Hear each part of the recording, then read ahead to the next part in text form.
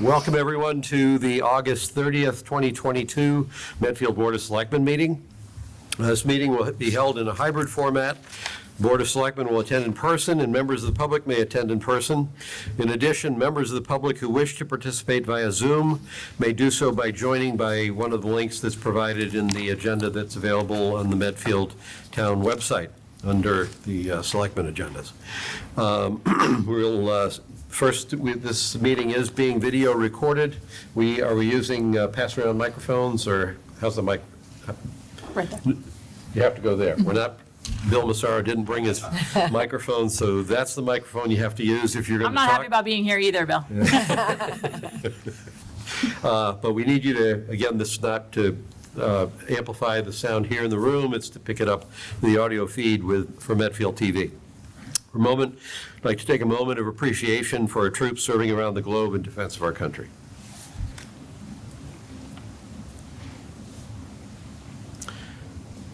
Thank you. Okay, first appointment on our agenda is the appointment of Jack Rose to the Tri-County School Committee. This is a joint appointment vote by the chair of the school committee, the chair of the Board of Selectmen, and the town moderator. Do we have them all here? Yes, we do. Let's see, is there anything further we need to discuss? I can attest that I saw the letter and was impressed, and I'm confident that this is a good choice. Jack is here in case you Jack. had any questions or wanted Jack. to introduce yourself. Does anyone have any questions for Jack? Jack, do you have anything you'd like to say? If you came here and you put a tie on, you have the microphone if you want it. I know, I don't think I've worn long pants also. Anyway, thank you very much for the consideration. The school's a great school, and I was disappointed that Medfield did not have a representative. And I think I would represent the town well. Many, many years of construction trades and management and all that. I think I'd do a good job. Good. We appreciate your willingness to step forward into this position. Thank you. The love that you have for that school came through very clearly in your materials that you sent to us, so it's great to see you getting there, so thank you. My son graduated many years ago, and I was active with the school at that time. He went on to college after that and was very successful. And I was very impressed with the school then. And I don't think it's changed much from then. I mean, other than the normal curriculum and stuff, but it's still a good school. That's great. Great. I take it maybe I need a motion and a second from the other two people who get to vote. Could we have a motion? I motion to approve Mr. Rose's nomination for the Tri-Valley School Committee representing Medfield. All those in favor? Sweet. Yeah. Just for the record, it's the Tri-County. Tri-County Regional Vocational Technical School. As amended. And for the record, it's John. Everyone in town knows me as Jack, but officially it's John. And second from Mr. Rose. I think we need the moderator to make a proper. No, we did get a second. All those in favor? Aye. Aye. Opposed? Motion carries. Thank you very much, John.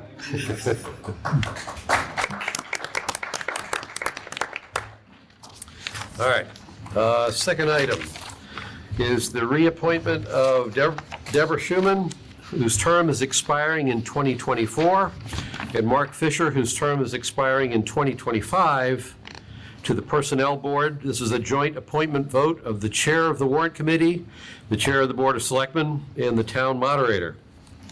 Do we have any discussion? Can I have a motion? Sure, I'll move that we reappoint Mrs. Schuman and Mr. Fisher to the Personnel Board. Do we have a second? Second. All those in favor? Aye. Opposed? Motion carries. Thank you very much. Next item on the agenda, school committee to submit application to the Board of Selectmen for a new elementary school project. Anna Mae, I assume you're here. Do you have anything to present to the public, or? We have our letter. I don't know how you would like me to proceed. We haven't. Would you like me to read it, or how would you? Nope. Just, if you have anything that you wish to say. Well, I wish to say that we respectfully submit this application, and we hope that it is approved so that we may begin the process of selecting a new school building committee. Okay. I guess we'll start with any questions or comments. So I'm thrilled we have this. The only thing I don't know what your intentions are for this evening. We have it, and I'd like to, if it's a feasible request, we have another meeting in 2 weeks. I already received one phone call this afternoon from a citizen that was asking me questions. And I said I won't really know how we're proceeding until tonight, but knowing that if I'm not mistaken, the state attorney general will not actually give us feedback on the bylaw exception until around October 2nd. That can we start even acting on a school committee, appointing people to something that may not have been? I think you could probably take action short of appointment. Okay. So from an administrative standpoint, if we want to start soliciting volunteers, Yes. I don't think there's any damage. I mean, the worst that happens is they don't approve the bylaw. We tell everyone, thank you very much, but we made a mistake, cancel the applications. But I would imagine, I would be reluctant to act on an appointment. And I'm not saying this, I oppose it. I'm just saying that we just got it, and people are just getting back into town as the school year kicks off tomorrow, and if people are asking questions, I would think leaving a 2-week window to then say, once we've filtered through some questions, then move forward at our next meeting, which I think is the 13th. May I just say that, Anna Mae, can I just ask you to stand at the microphone? Thank you. sorry, I may have shaved rough 111 Pine Street. I would just like to say that this application is really an overview of what the school committee would like to see happen, but we realize that it is the new SBC that will take charge of this process. So that's really what I'd like to say. So if you have any questions for Well, so let me ask a now. question that a citizen reached out to me on today and said they saw this in our packet. Okay. And what they were saying is, well, what is the clarification for, if we're envisioning changes in our configurations, does the school committee today have a vision of what could the Medfield school system, does desired look be, let's say 2028?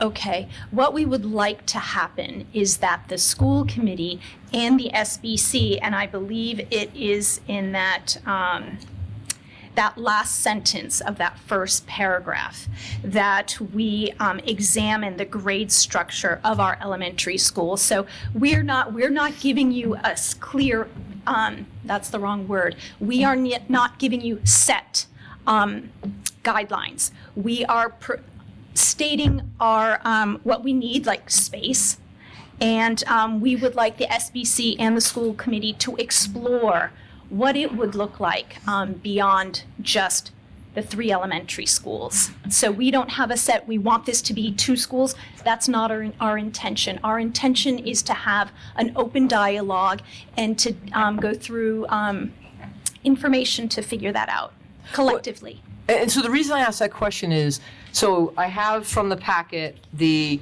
breakdown, and I'm, I'll take the growth in the school years in 10 years. I won't even go there right now. Sure. Considering I graduated 41 years ago, and the graduating class today is the exact same it was in 1981. So I really struggle with that much growth in Medfield when in 41 years with so many new developments in town, we didn't change the count. Okay. So, Sure. that's as far as I'm going to go on that.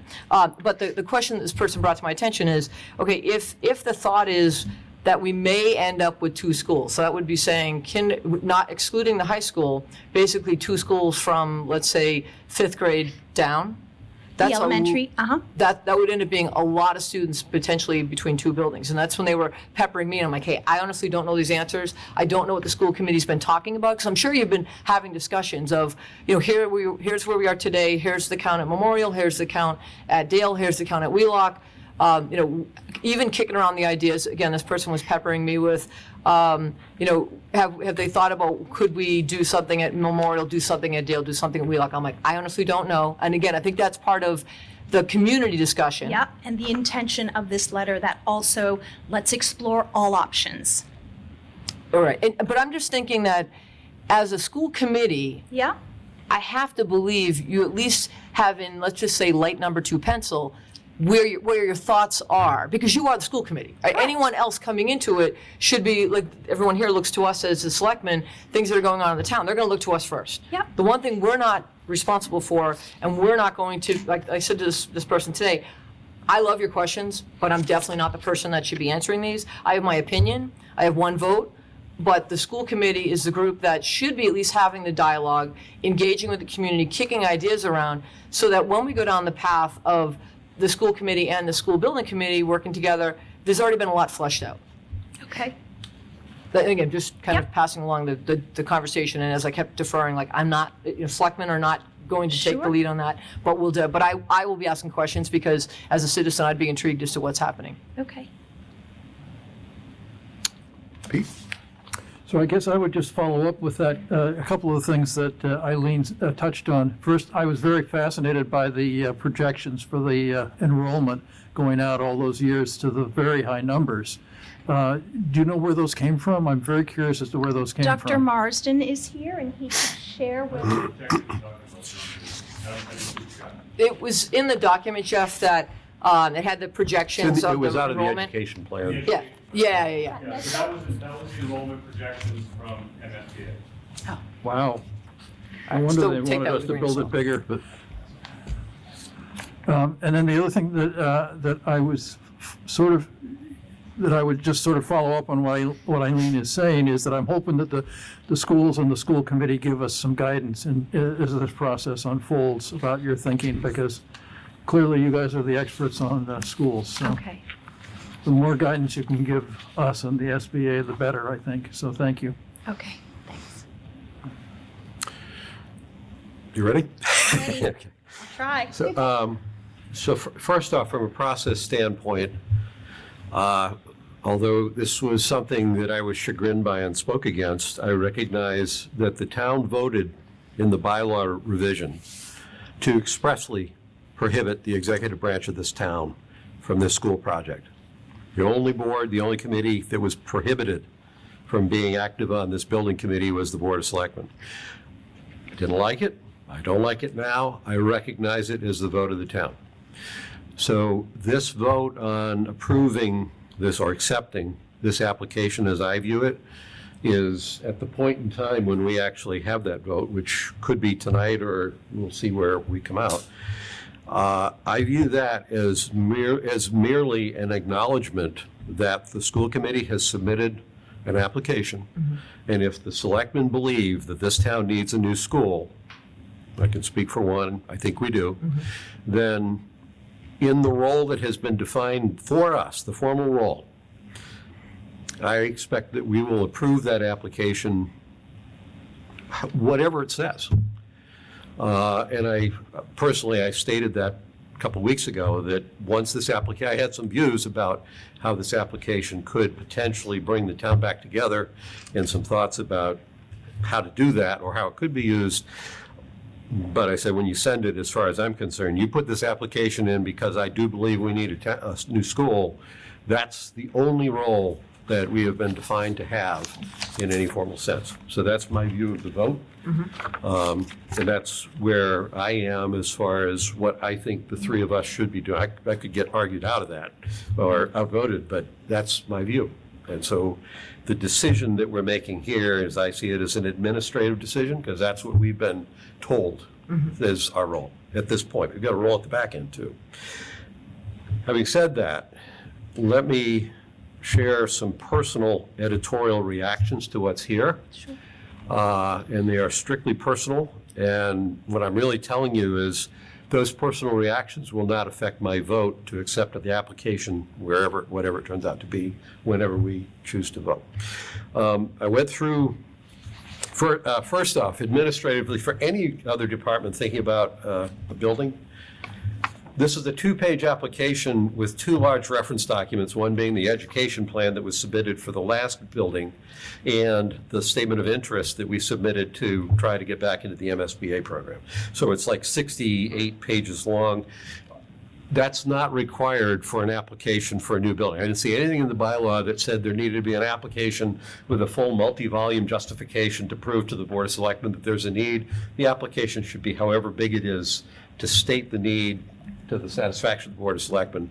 Those two things are reference documents, so Exactly. they're interesting. Yes. But don't anybody think you have to write a 100-page application for every building we want to build in town. That's not required. That's an administrative point that I just want to clarify for anybody. Yes, it was submitted as a reference, yeah. but thank you. I'm going to go through the bullets, so it's the key bullets is what I reacted to. The first bullet, I think that flexibility in the configuration of the schools is good. I don't believe flexibility is a justification for an oversized school. So that's an observation. I'm not saying that's what you had in mind, but when I see flexibility, I can see that going in lots of different directions, and I'm just saying I don't think that's a justification for an oversized school. It might be a justification for configuration that gives you greater ability to change the boundaries or something. The second bullet was actually the one that sort of, I think, if I understood what you were saying here, did respond to something that I had said before. I was basically saying, I think I'm echoing what Eileen is saying. The school committee is the group here in town whose job it is to kind of chart in my opinion, and I think I'm on safe territory. It's the committee whose job it is to chart the education course for our town.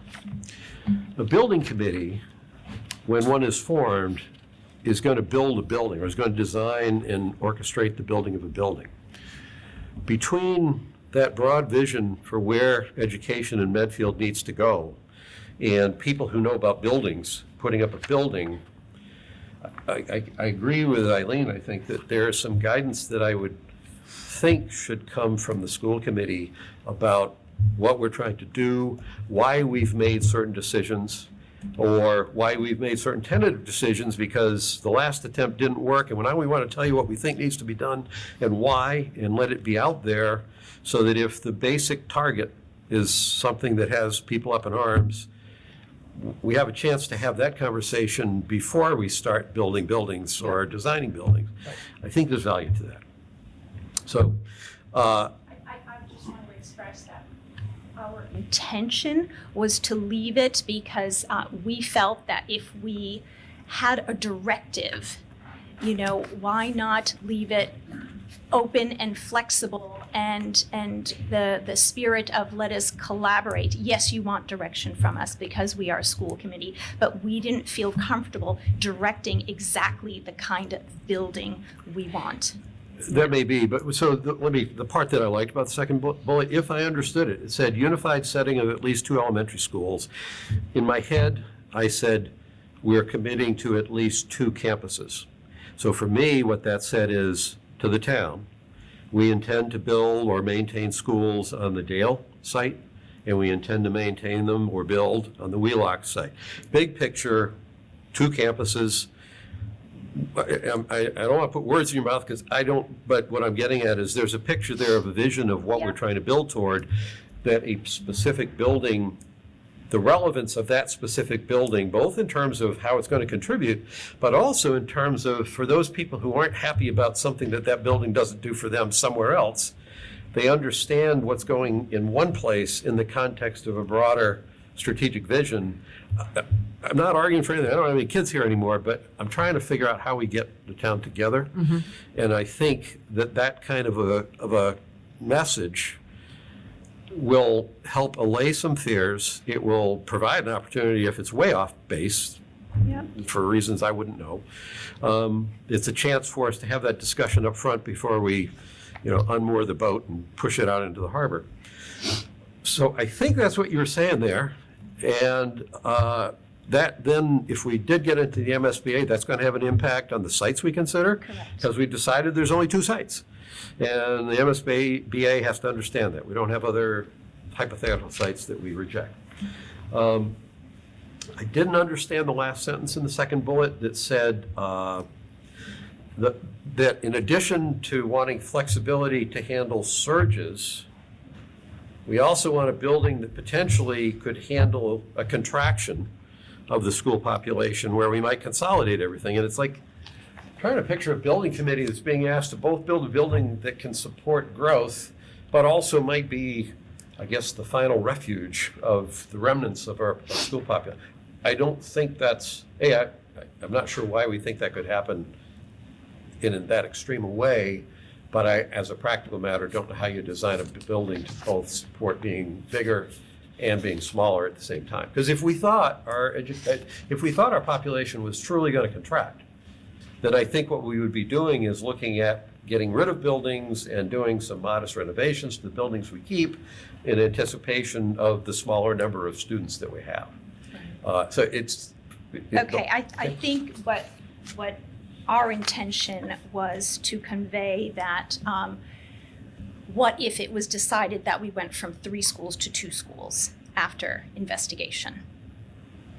Just like it was even part of the first SBC, you know, I think it was Mr. Marcucci who brought that up, that maybe down the line that would be a vision, depending on our numbers, depending on our needs, depending how we configure the schools, what have you. Again, we wanted it to be broad to explore the options. But I guess the question is, who is it that will be doing the exploration? Because if it's building designers, I don't think we get the strategic vision from the education. And what I'm suggesting is that the people who should be doing that probably can do that before the building committee starts getting into detailed discussions of a design of a building. So I agree with the idea that you want the options to be open to have the free-ranging discussion. But I think the school committee's sequencing of that is different. I'm speaking personally. This is not direction. This is not argument. I'm saying personally, it just doesn't. It seems to me that piece, that strategic direction, we should have a better handle on before we start talking. I understand. And again, I just want to reference that last sentence in that first paragraph, that school committee will examine the grade configuration and have a deeper dive on that, so that will happen. Yes. Okay. Third bullet. I'm going to skip the third bullet because I think I've been told, yes, elementary schools really do now have language labs. So it was a long time ago. We didn't see our first language lab till 7th grade, and I wasn't sure about bilingual first graders, but I gathered that's really what's there. I stand corrected on that. Fourth bullet, this is the big deal. The fourth bullet basically indicates that our school serves as a community resource for many townwide organizations. A new elementary school or renovation addition must serve the community outside of the typical school day and calendar. Upgraded facilities will provide more opportunities to Medfield residents as well as needed revenue streams for the school district. I adamantly disagree with that. The schools do not have a charter for developing facilities for the broader needs of the Medfield community. That's not to say that schools aren't used and don't provide opportunities for town meetings and gymnasiums and Boy Scout meetings and cafeterias, but the purpose of the schools is to address the needs of the schools in the same way that the safety building didn't put in 2 meeting rooms for the community. The community uses them. They're great meeting rooms, but they put in the meeting and the training room because that's what they needed and they could make that resource available.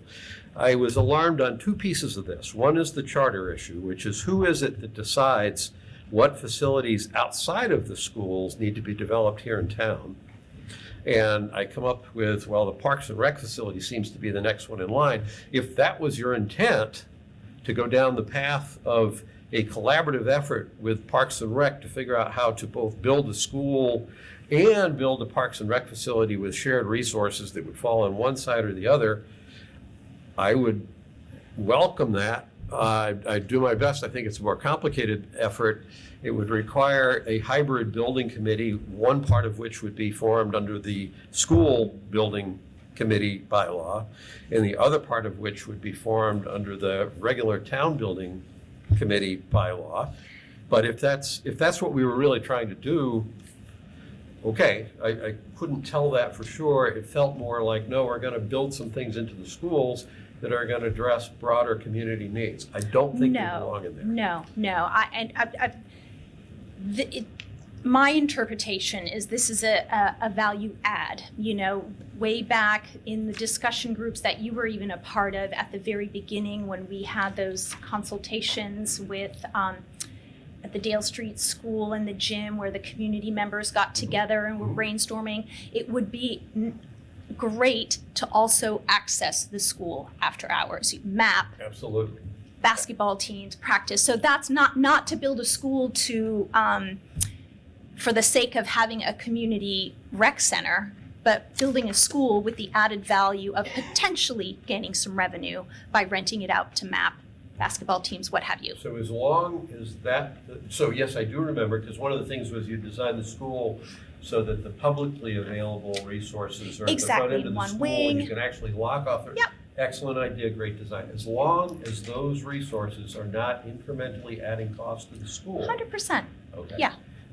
What I didn't want to see was costs being put on the backs of taxpayers that then translate into revenue streams. Completely. We've had more than one idea here in town where it would be great if the town would pay to set up a department in business to provide free services competing against commercial services. Yeah, they'll do very well, but that's not the taxpayer's role to set that stuff up. And So that if was that's not if that's our okay, intention. Then my most fiery reaction has just been extinguished by your assurance that that's not what we're doing. No. Great. Incidentally, I apologize. I did this on a plane seat coming back on a red eye from San Francisco last night, Yeah. so that's why it takes a little work. Well, that makes it a lot easier. And then fifth bullet, the fifth bullet had to do with I'll shorthand it, the net zero decision that we made last time. Correct. My view last time around was if it's important enough for the schools to want to put in and meet net zero or whatever standards you want that are environmental standards, I'm fine with that. As long as it doesn't add incremental cost to the school. So if that's an important thing to do, there may be something else that has to be traded off. I'm hard-nosed. Not everybody, I think, in town is in agreement with me on that hard-nosed view. So you're getting a personal editorial comment. But my point is that there are several different ways the cost of a school can be increased by incremental things that various groups want. I was pretty shaken up by the total cost of the school that we were looking at last fall, as I think everybody knows. I assume that's not the kind of cost that we'll be looking at for this one. I'm assuming that the enrollment figures won't be the enrollment figures. So the ones that we see there from the education plan, we already know those are not valid, they're inflated. But I would like to see some enrollment figures if that was ever possible. So Yes. those are the bullets. The MSBA, the comment about the MSBA, we have applied to be in the MSBA program. We are not currently in the MSBA program. If we form a building committee, the building committee is going to have to understand the context for the building that we want them to design. If we want to move ahead in the short run, that context is going to be a building that we are prepared to pay for, even if we never get in the MSBA program, I think. Alternatively, and this is something I'd like clarity on, if we're not doing that, I'd like clarity on it. If our intention is no, we're going to go for the MSBA program again, I think we need to take a lesson from some of the things that we apparently were forced into doing the last time that contributed to the downfall of the project. We're going to make sure that doesn't happen. But if that were the case, then I think we need that planning horizon. When we first met, the Selectmen first met after the special town meeting, one of the questions I had is, what's the planning horizon we should use to think about the capital investments we put into the Dale Street School to keep it afloat and viable? It's a planning issue. You don't know for sure, but what's the realistic time frame we should use for planning purposes if we are pegged to the MSBA program? If we're not pegged to the MSBA program, then option, scenario A prevails, which is building committee, build us a school we can build on our own. And if we can get MSBA to help subsidize that, that's great. We can probably accelerate the Parks and Rec facility because we'll have the financial wherewithal to do that. So that it's just like, it's an observation about that MSBA. Is it in, is it out? And if it's in, then how do we think about Dale Street to not just simply not think about it and hope nothing happens? So. Right. So I think to Dr. Marsden, can you clarify? I believe we would find out in December, but we haven't even heard. We haven't heard anything yet. I mean, last time I knew by now, so, So I don't know anything yet, but the official notification will go in December. I can comment having breakfast with Jack when Denise Garlick introduced me to the executives with MSBA. The concern was, they from what they shared with me that morning, October, November is when they're going to come and look at Medfield and more or less say, is this town ready to move forward, or are they still trying to sort things out? And I think sitting here tonight, we're still trying to sort things out. And we'd only do ourselves a disservice if we even give them any opportunity to waste time. So if we know at a certain point that December is just not realistic, we're not going to have the committee solid on its feet with a plan to bring forward that the town's behind because of the lost vote. I think there's certainly some concern. Does Medfield qualify to get in, or does Medfield have to get its act together? And then maybe we look and the reality is it's 2023, not 2022, but we come in on with a solid plan with the town behind it. But if there's any signs that there's some division still in this town, I don't think there's a chance. And that's more or less the conversation that was had with me. Like Eileen, we're not saying we wouldn't want you in, but we know we do need to know that Medfield is unified, and we're not going to repeat what just happened.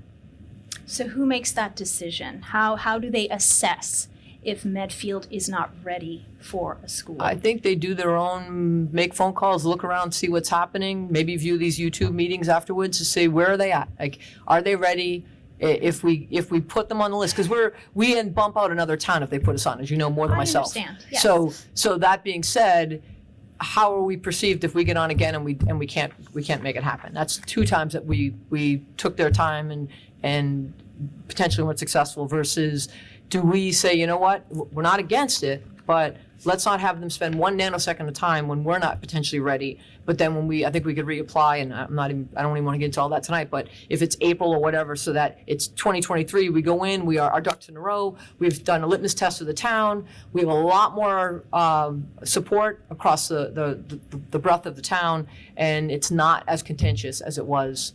All the more I feel it's important to accept this application so that the new SBC can push forward and prove some signs that we're ready. I believe the town wants a new school. Oh, I absolutely believe can. The New Year's Selectmen sitting at this table, I've met so many people in the last 4 months, and I can tell you, there's not one person that I've met when we start talking about things and why I got involved, and the schools were one of the reasons why I got involved 100%, and no one has said, I'm glad we didn't get that school, we don't need it. I could go offline and tell you more of the things that I think could help us as we move forward. So I think, and as you know, we don't get a chance to talk until we get in front of everybody. So Gus just getting back from the red eye. I wasn't sure where we were at for tonight. I definitely want you to know, Anna Mae, I'm not against this at all. Like you did what the chair had asked. We need to get a piece of paper that starts to define it. But I think what's going to be really important, and I'll speak on behalf of Eileen Murphy right now, that we start also the dialogue with the community, right? That why I'm sitting here, why I put my name on the ballot, I felt like some voices weren't heard. That there were assumptions made if you were in a certain camp, but that's the wrong assumption to make. And I can even say, again, that breakfast conversation, there were things that, we shouldn't let things cloud what we know the town really wants. And so that being said, this is if we accept it tonight, which I'm not opposed to because the application, but then how do we make sure that we are having a healthy dialogue? And I look out tonight and I know there's people here tonight that probably may want to speak on behalf of the application. I think that would be a wise thing to do just to get a feel for where people are at, but I don't think this is a bad document. I don't want that to be taken in any way, shape, or form. You delivered what the bylaw requested. You took Gus to his word that you've submitted what the start of the process that we need so we can get a new school. Yeah, exactly. And last night I was listening to Mr. McDermott's, open session from last week, and there were some really good ideas about utilizing, for example, Medfield Day as a day to perhaps get some intel, get some ideas. So I would love to have that opportunity, or for someone. I'm happy to help, but I think, if we get this application approved, we can start the process, post the application, start soliciting folks who are willing to volunteer their time, and then perhaps use Medfield Day as a first step to start getting some Yeah, information. have one booth instead of 2 separate booths, right? I mean, it's one exactly. community. And I agree. I mean, to me, this is a new beginning. I think this is very symbolic that we're actually starting at the beginning of a new school year. And it's almost, for me personally, it's even more important than the January 1st. These are new beginnings, new opportunities. This is what we tell our kids when they're assigned to a teacher. They're like, I don't have any friends in that class. New beginnings, new opportunities. So this is how I see this process. We've learned a lot, and I would love to move forward in a very positive, communal way so that our kids can have a new school. Final comment on the MSBA, and I don't know anything about it. I'm just trying to handicap. If the application, gets approved at the very least in the next couple of weeks, if it's not approved tonight, there will be a period of time when we'd be soliciting volunteers. And given the Attorney General's review of the bylaw, I don't think we would want to be appointing anyone before we get past that review, but we could certainly be looking for volunteers. Yeah. So that puts the month of September and the earliest part of October as solicitation from a scheduling standpoint. And I'm guessing that the appointment process could maybe take a month beyond that. Because as you pointed out in the email you sent out this week, it's like we've got 4 appointing authorities appointing a third of the committee, who, probably knowing who we all are, would, in all things being equal, prefer to be intelligent, coherent, and coordinated in the decisions that we make, even if the structure is fractured into thirds. So I'm guessing the month of October is appointment time. The committee is formed late October, early November.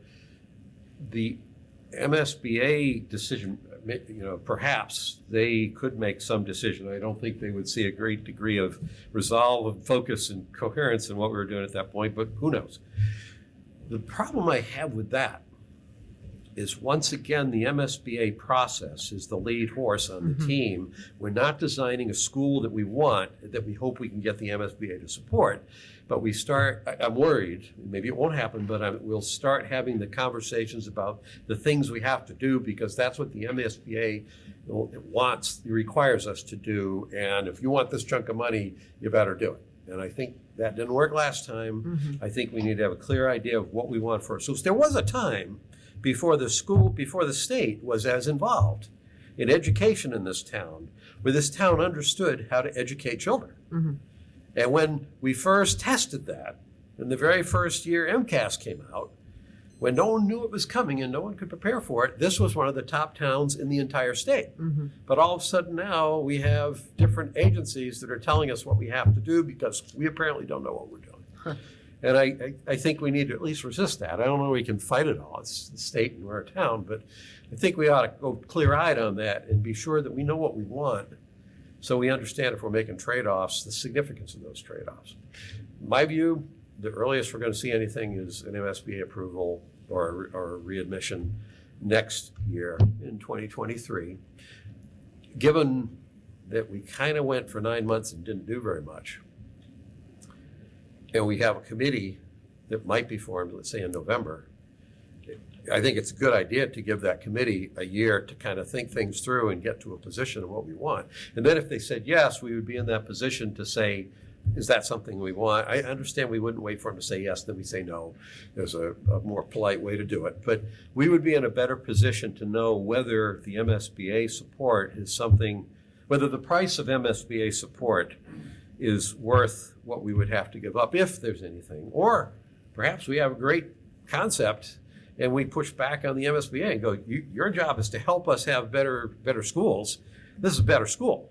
So you may have administrative procedures, but at the point that your administrative procedures jeopardize your mission, is there no discussion to how to do that? I'd feel so much better if we could figure out a way to tap into MSBA funding when we knew that the funding was supporting the school we want, rather than the funding was supporting a school that somehow or another it felt like we had to have in order to get the funding. And maybe the cost of that was close to the cost of the funding. So Anna Mae, I'm not in the education area. I have no illusions about my expertise. I'm sharing how I think about it.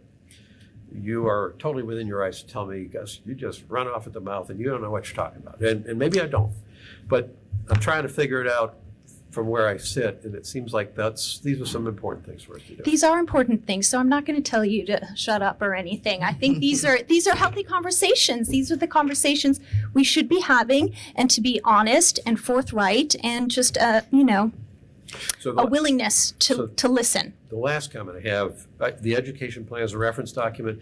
I like the education plan for the philosophy, the education philosophy that it captures. We've already talked about the enrollment figures there are flawed for today, but they were what we were using 3 years ago.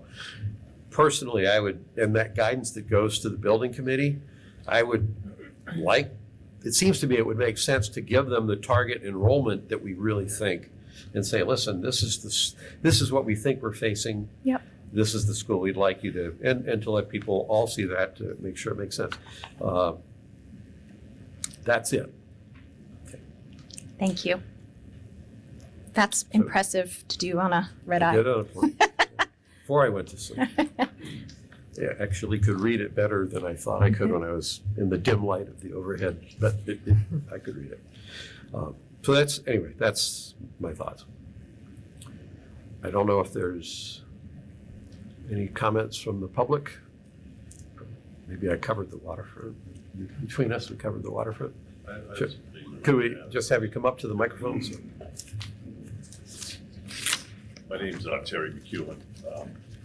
I actually sent you guys an email a while back when over the end of the last one when it didn't pass, about some ideas about doing a what went well, what didn't go well kind of a discussion. And I still think that's a very good idea, especially if there's time to do it. It will avoid doing things that are differently, doing things that you didn't do before, et cetera.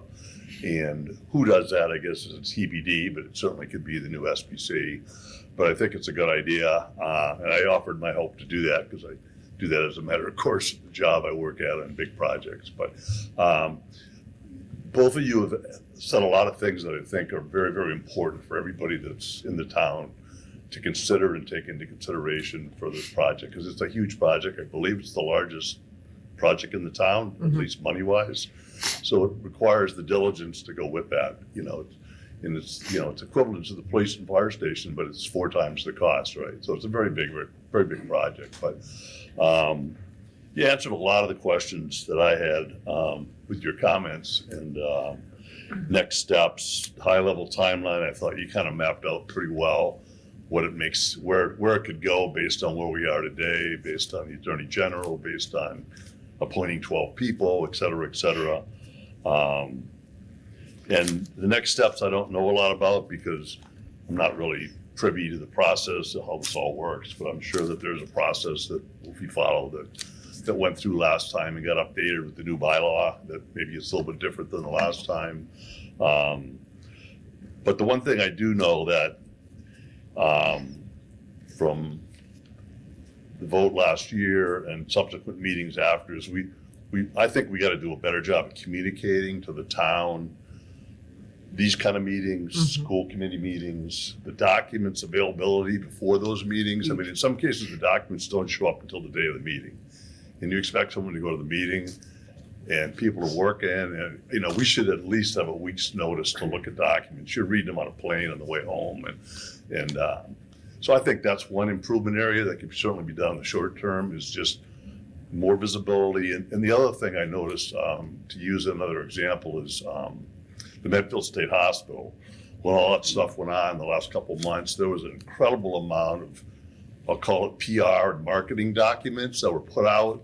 Flyers went into the newspaper. There was stuff all over the place. So a lot of people knew all about that thing. I don't know, I didn't get a chance to go to those, but I think this deserves the same level of that, because it's hard to get the people. You can't count on people going on the website.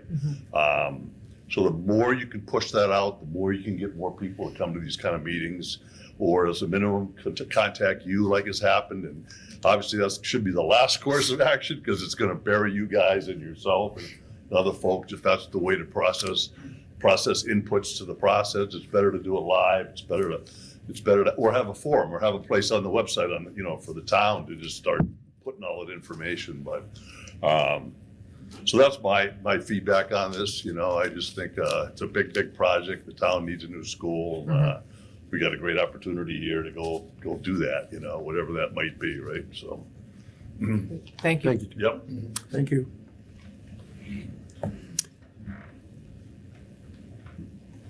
Sure.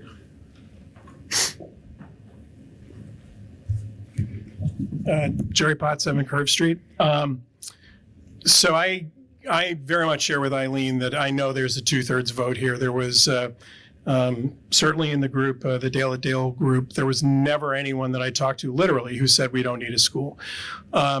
What has bothered me a little bit is we're now 10 months after the vote, and there was a sense of urgency with the selectmen to hold a meeting in December, and then candidly we kind of kicked it down the road. Even forming the school building committee, that passed in the previous May town meeting. So, and we did that to save time if it failed, so we could reconstitute quickly and move ahead to try to find consensus. So I love what this gentleman said about debriefing and sort of learning the lessons.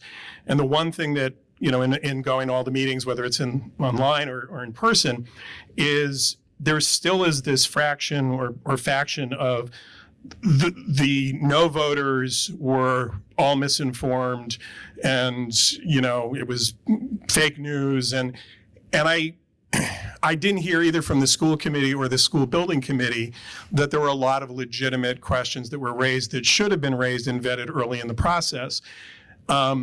And I worry this document, I am in favor of actually passing it because I think we have to start the process. But what I was worried about, and I mentioned this at the school committee, was there was a workshop on this, and there was a school committee meeting that was held in the death where there were 8 people in town in August in Medfield. It wasn't there was no one at those meetings. I came to the school committee, there was one person, in town. And if we're serious about this, those optics matter. This still needs to move ahead, but I think all committees, all groups that are touching this should go out of their way to try to be as transparent as early as possible to get documents in there. It can't be we have to move fast. We did it before, it didn't work. The single biggest thing we as a community have to find is 2/3 vote that is enthusiastic about a school. It is there, but it's going to take a lot of listening, and it's going to take compromise on both sides from the previous to come forward with some ideas that they're willing to give and take on. And so I'm excited about starting this process. I wish it had started earlier. I will do everything I can in any meeting to try to help a process, because we need a school. So thank you. Thanks, Jerry. Thank you. Any other comments? Chris?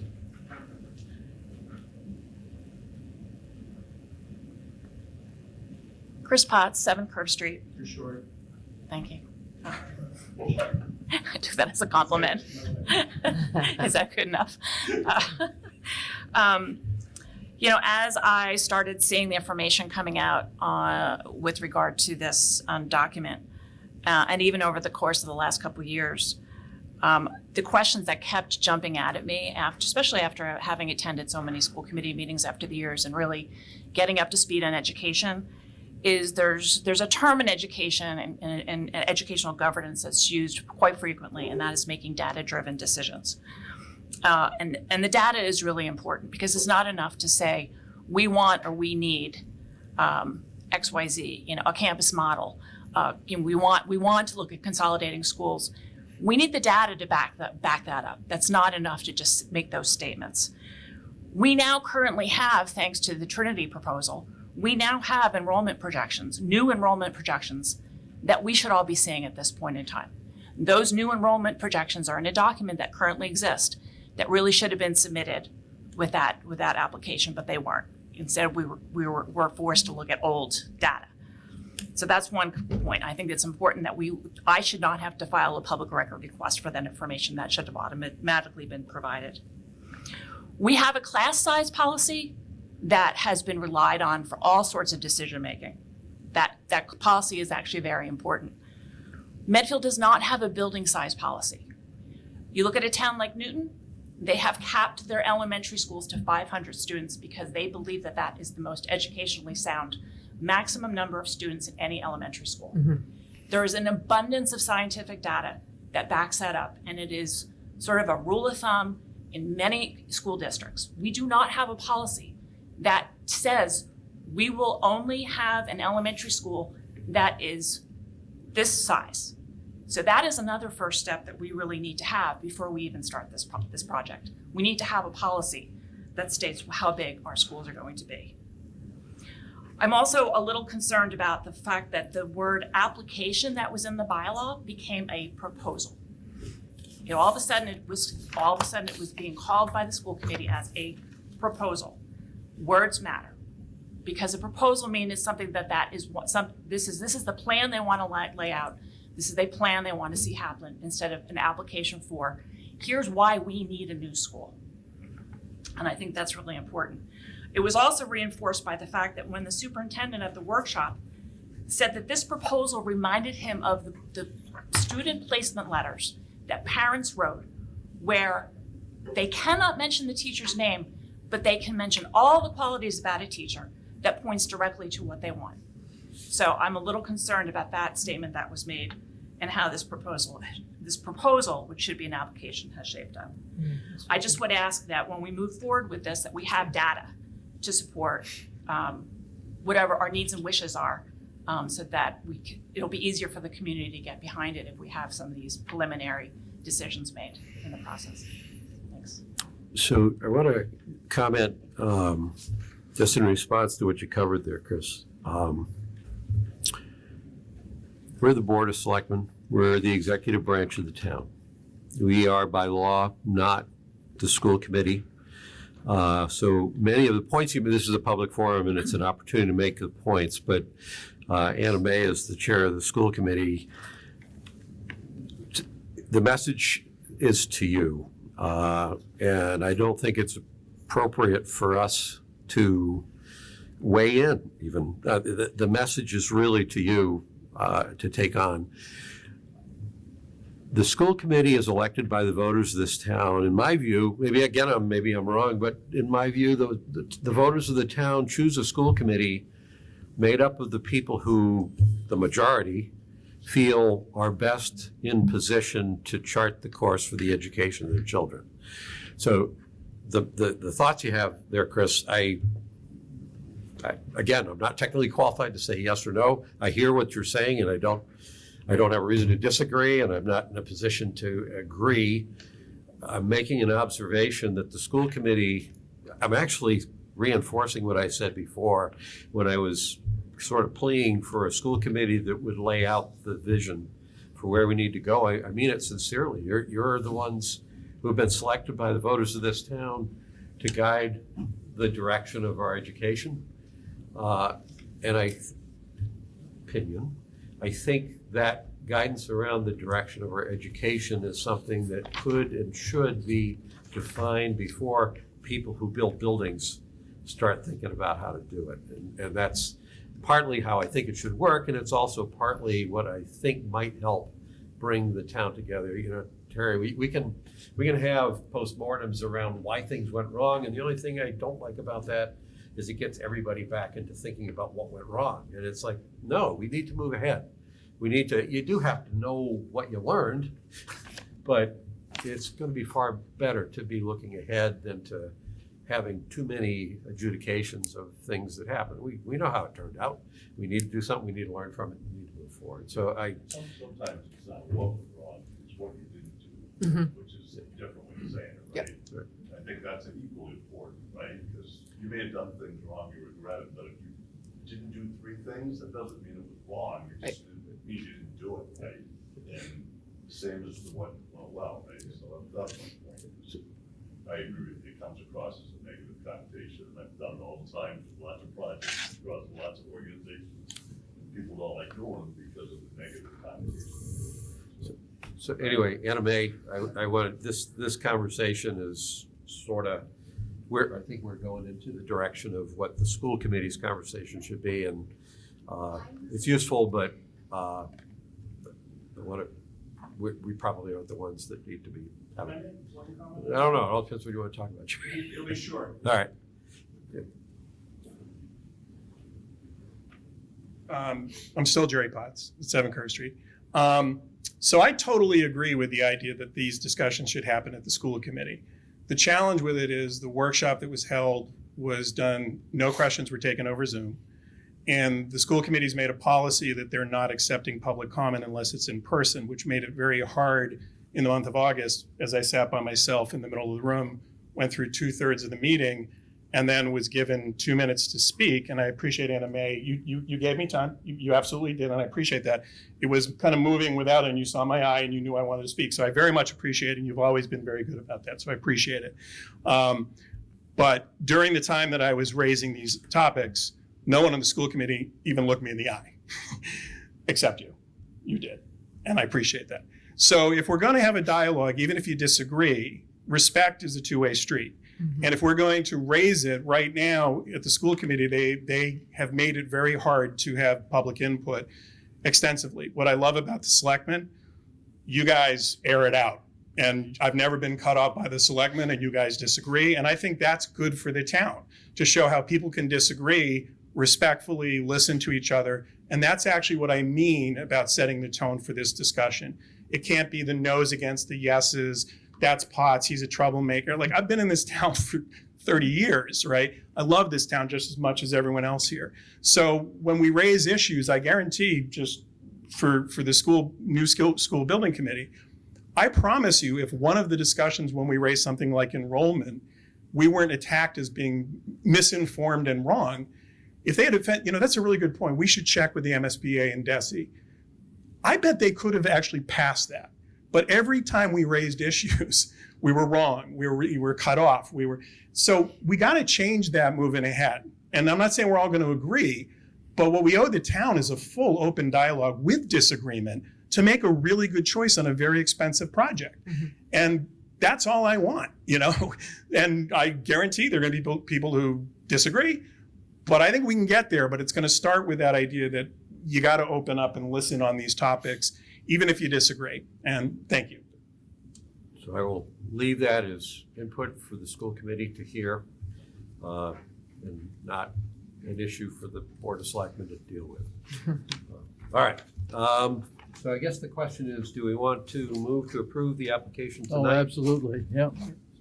So can I make one minor, just to clear can you, and we can still, I believe, approve it tonight, but can you resubmit in any place where you see proposal, just swap it out for application, just so we're consistent with that?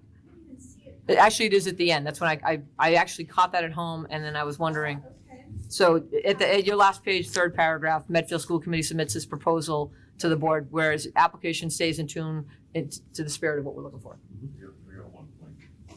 Can we get you back up at the microphone?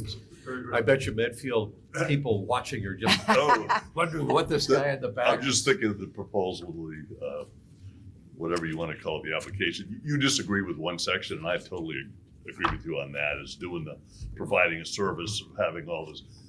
That should just get removed from it, right? Unless there's a disagreement over whether it should really be a part of the mission, we should just take it out, right? I was making a personal editorial comment. Right. The role of the Board of Selectmen is to accept or not accept the application. As is. Okay. So your thoughts on that? Is that something that's up for discussion, or is that something that you want to keep in until you get further input? Because I think you're talking 2 weeks from now, you wanted to go through this again, and if there's other people that don't agree with it, I would say it's. I would point out that the response I got to that was that was not the intention to build incremental capabilities at added cost, but rather to make sure that the school is designed in a way that's intended to be most easily used by the community. Right. So my concerns had to do with adding things to the school Right. that were community needs, not school needs. Right. Anna Mae made very clear, that was not the intention. The intention is to design a school that is easy for the community to use outside of school hours. I am completely on board with that. So the thing that I was against, that's written in here, is a thing with that understanding, I am absolutely in favor of. Yeah, because it's on revenue in there, and that implies you're renting space out. Right. I mean, the idea that the school has things that they, like I think the Boy Scouts or whatever, that's not an issue. Yeah. It had to do with added costs that taxpayers cover that then turns to revenue, and I just heard that Right, absolutely is not the intent. So I absolutely have no problems with that being in this. And if anything, I would think potentially, Anna Mae, there can be just a point of clarification in it, right? So that 3 years from now, this all could look different, right? And then can we go back to YouTube and see what they really talked about? So sometimes if we know that, let's just insert that and just remove any doubt of anyone else reading it and not seeing what you just said during this YouTube. Right, that's where I was going with, is are we adding 4 or 5 rooms to be used by other town departments to use, blah, blah, blah. And of course, that adds some cost, right? So the question is, do you want to keep it in or do you want to keep it out? I'll leave it up to you. So do you want to, in the spirit of we think we support it in the spirit of what the application is intended to do, but just wait 2 weeks and have it resubmitted? And in the meantime, if someone who couldn't attend this meeting wants to reach out, but I don't think it's it's putting the application at risk. So Pete, you're ready to go tonight. I'm ready to go tonight, yep. Eileen, you would prefer to go for? I don't think we do anything Next- wrong for for perhaps 2 the weeks, next just meeting. just to flush out, if people watch this have any questions, but Eileen Murphy's saying loud and clear, I'm not opposed to the application, but if we change out the word, we clarify your section, we get a clean document and we're good to go. I don't think we have to spend time editing the document at this point. I think we want to start the process and get the process moving. The school building committee is going to be making lots of decisions. I think we just need to hand the baton to them and let them get moving and get to work on this process. I come down a little differently than Gus here on some of the issues. I don't think the selectmen are left out of the process. I'll welcome you to show me where it says that we are not prohibited from this process, Pete. Read the bylaw. You can, in the bylaw, it says we can sit ex officio on the committee, Gus. You'll need to show me that. So, You'll need to show me that part of the bylaw. okay, I will do that. Happy to do that. Prior to the I've always MSBA. thought that the important thing that I have as a select board member is a voice. I don't, my vote is important at times, but not so much as my voice, my ability to say things to the community, to express opinions. And so I think that's the most important thing and role that we have as a select board. There are very few times when we have contested votes and our votes are that important. But I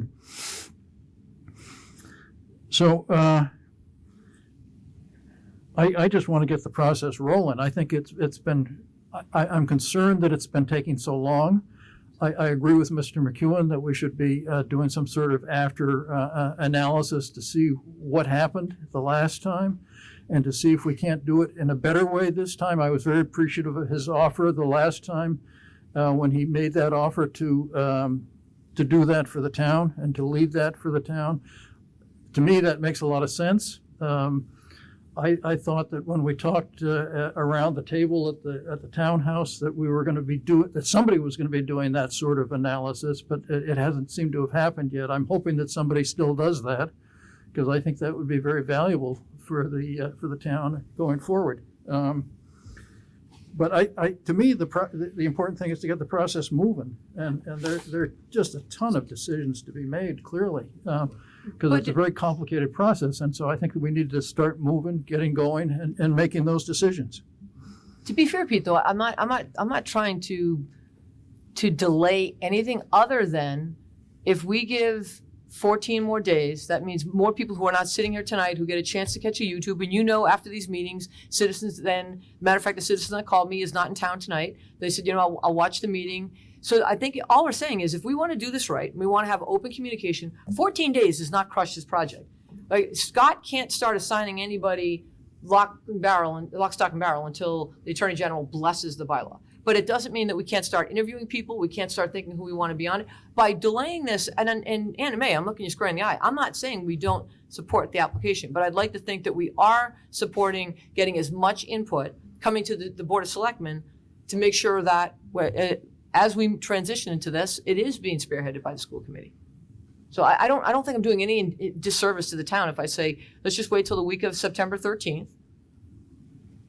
Unless you're telling me that something, that you can pinpoint something right now that I'm impacting, I don't see anything that's really going to be. I think the next step is that we have to put the word out that we're interested in making these appointments and that we need to get the people to express their interest. There are tons of people that have already expressed interest. Yeah, And I you think can that we continue just to need do to that. get that formal process moving. And so that the sooner we can get that formal process moving, the better it is for the process, better for the town in the long run, I think. So I don't think that the application isn't going to change in the next 2 weeks. But, regardless of whether we accept it tonight or in 2 weeks, I think the important thing is to get the process moving, Absolutely. get the people starting to express interest and develop our lists and be ready to make our appointments. Absolutely. And so whether we vote to accept this tonight or in 2 weeks, I don't think it makes any difference. But what we need to start is the request for people to put their names in the hat. So I was prepared to go either way. Pete, what I just heard is you don't care whether we vote on it tonight or in 2 weeks. Eileen would prefer to vote on it in 2 weeks. To be honest, I would like the three selectmen to be of like mind in wanting to vote for it. So I'm going to suggest that we do, and it's a suggestion right now, so either one of you can push back. I'm going to suggest that we defer the vote for 2 weeks without prejudice, without any intention. To Pete's point, if in fact no changes will be made to this application, regardless of what public feedback we have, if the intention of getting that public feedback is not to modify the application, but simply to get public feedback, then I kind of agree with Pete. It doesn't matter which week do we do it because we're going to be looking at the same document. If on the other hand, you're saying, well, maybe not, maybe that public feedback could lead to changes in the document, then if that's what you think is possible, then in fact, Pete, this may not be the exact same document that we would vote on. If the school committee opts to change it in the next 2 weeks, that's fine. I'm very happy to look at the changed document. But, I think as I say, we just need to start appointing people and get the committee So working. you can't start appointing people until the AG, so that's October. You can't formally start soliciting for a committee until this application is accepted based on the bylaw. That doesn't mean you can't informally start soliciting, Right. looking for Oh, people absolutely. and talking Yeah, to people. yeah, So to your point, if we want to do that up until the time this is approved, that's an informal process. I think we've already heard from people Right, that same want to do here. it. I think that's So already that started. part's not a problem, but the actual formal part, and if we start that, then it doesn't necessarily have to take a month Right. to go out and look for stuff, so that's fine too. Yeah, I Scott, would- you're already receiving inquiries to be on the. So you're soliciting. I don't have any prepared remarks, but I do have reaction. And, one of the reactions is that one of the things that needs to come out of tonight, people have been waiting over the course of the summer for this process to unfold, is a unified voice that we're ready to go forward. Whether the application gets voted tonight or in 2 weeks, we're waiting for the Attorney General to make their decision. But, I think we have some real work to do in connecting with the community. We have to reach out to, in my view, to a new generation of young parents. We have to find some new thinkers and doers in town who aren't sitting here in this room or aren't part necessarily about this conversation in the past. And that's a big job. I'm finding that's a big job. So I guess procedurally we can work it out, but from the point of let's say that unified voice that I was searching for, I think that's with the start of school, as Anna May recognized. I mean that needs to be heard by the community. Without the postmortem. I don't think that part of it. I think it's about going forward, Right. And we should have that. We should start to get the word out there. We need to find 8 really smart, committed, lay on the adjectives people to join with the other 4 people who are going to be the designees of those groups, who are identified, and we should just start to get that word out there right now. I think that this is important, and so it's these 2-week period timeframes, they're adding up. I think is in the view, and I've been a part of some of them, since the time that a year ago, June into November, into the spring, the appointment of the group that we put together to do the bylaw. So that's how I'm feeling. I'm feeling a little compelled on behalf of Medfield to shift gears a little bit in the engineering of our thinking into getting this committee appointed, let them go to work. And I also think it's going to be challenging to bring these people together. It's going to be really important for the people that we bring to recognize that some of the divisiveness that has kind of marked some of the proceedings in the past, that people really make a commitment, I think, to really, really put that, behind us and figure out how to come together. The motto that I've been saying in my little things, it's about coming together and moving ahead. And I don't feel better about it after tonight, frankly, after sitting back in the audience necessarily, but I want to feel better about it. I think the town does. And so that's why I think when it comes to the unified voice or whatever the words are, somehow that has got to be expressed by everybody. Well, and that's why I'm doing what I'm doing is this just got released to us on Thursday night, I think. And then it got released to the public, if you look at the info pack on Friday afternoon. So if we're trying to be true to keeping the lines of communication open, letting the community know we're not just going to cut them off, 14 days says review the application. We're saying we like it. There might be some wordsmithing, but we like what's being brought forward and the intent of where we're going. But to cut the community off again and not give them a chance to at least review it, ask questions, I think we're going down a path again where we're potentially. No, I'm on a different dimension. Yeah. Substantively, I agree with all that. Let's do what we need to do in order to do this correctly. Right. Let's also, voice over for everybody, from the school committee and from the people who are here in the audience and from the Board of Selectmen, that we're really. We're ready to get going. Yes. And with the appointment of these people, we should start talking to the community about people that might be interested in doing this, and that's the only thing that I'm saying. It's not about process or substantive. I usually like to try to stay. I hate when people do this at town meeting. They come up and, there's nothing. I'm not going to say anything substantive, but let me just talk here for a few minutes, which is kind of what I'm doing. But it's in the spirit of what I'm saying, I wanted to put a little shoulder against it. I guess is or lean into like you get up here. Sean. Hey, Sean Kate, 10 Quarry Road. I'll sort of add to Scott's points. We've been waiting. We got to move forward. I mean, the words in the documents we can fix and move, but we can't have a birthday cake here in a month to celebrate the year of the failed vote. So let's just get on with it and go. Gus, I don't like to waste time. I'm very supportive of just doing this now, and let's go, right? This is accept the document, move forward, get this process rolling, appoint a provisional committee if we have to, and then let's go. So, said my piece. Thank you.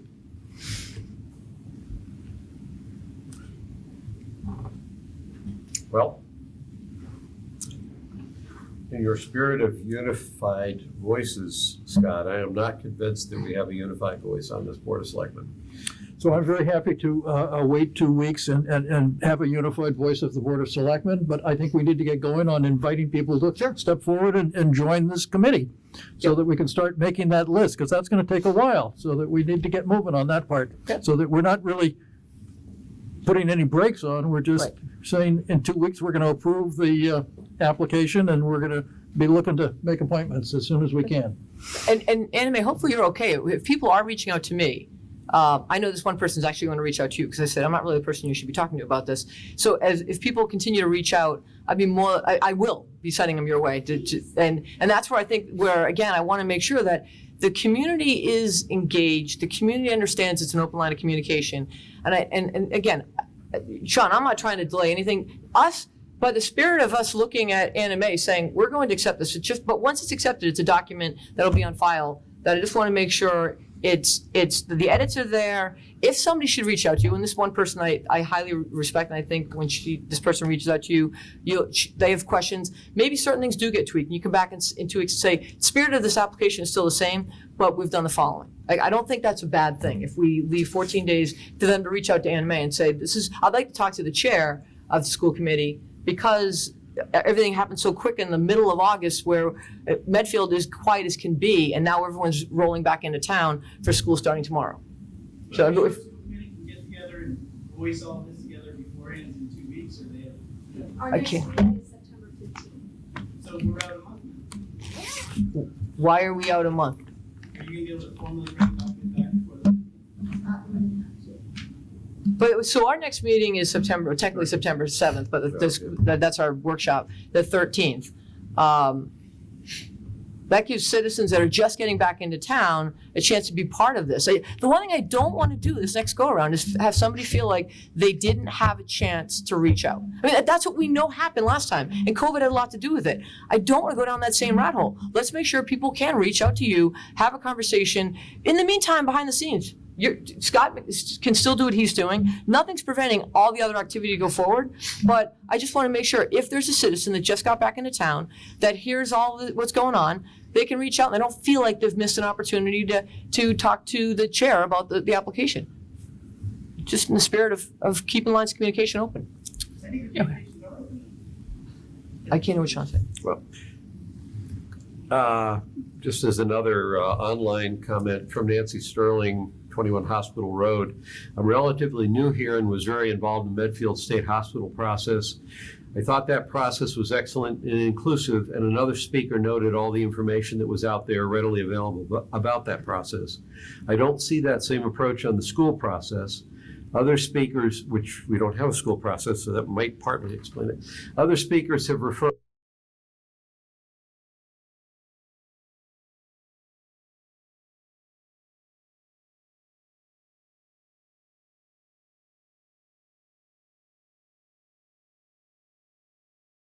I think it was more trying to make, Anna May, you can correct me here, but I think it was recognizing that in the summertime, not too much happens and not everybody is around.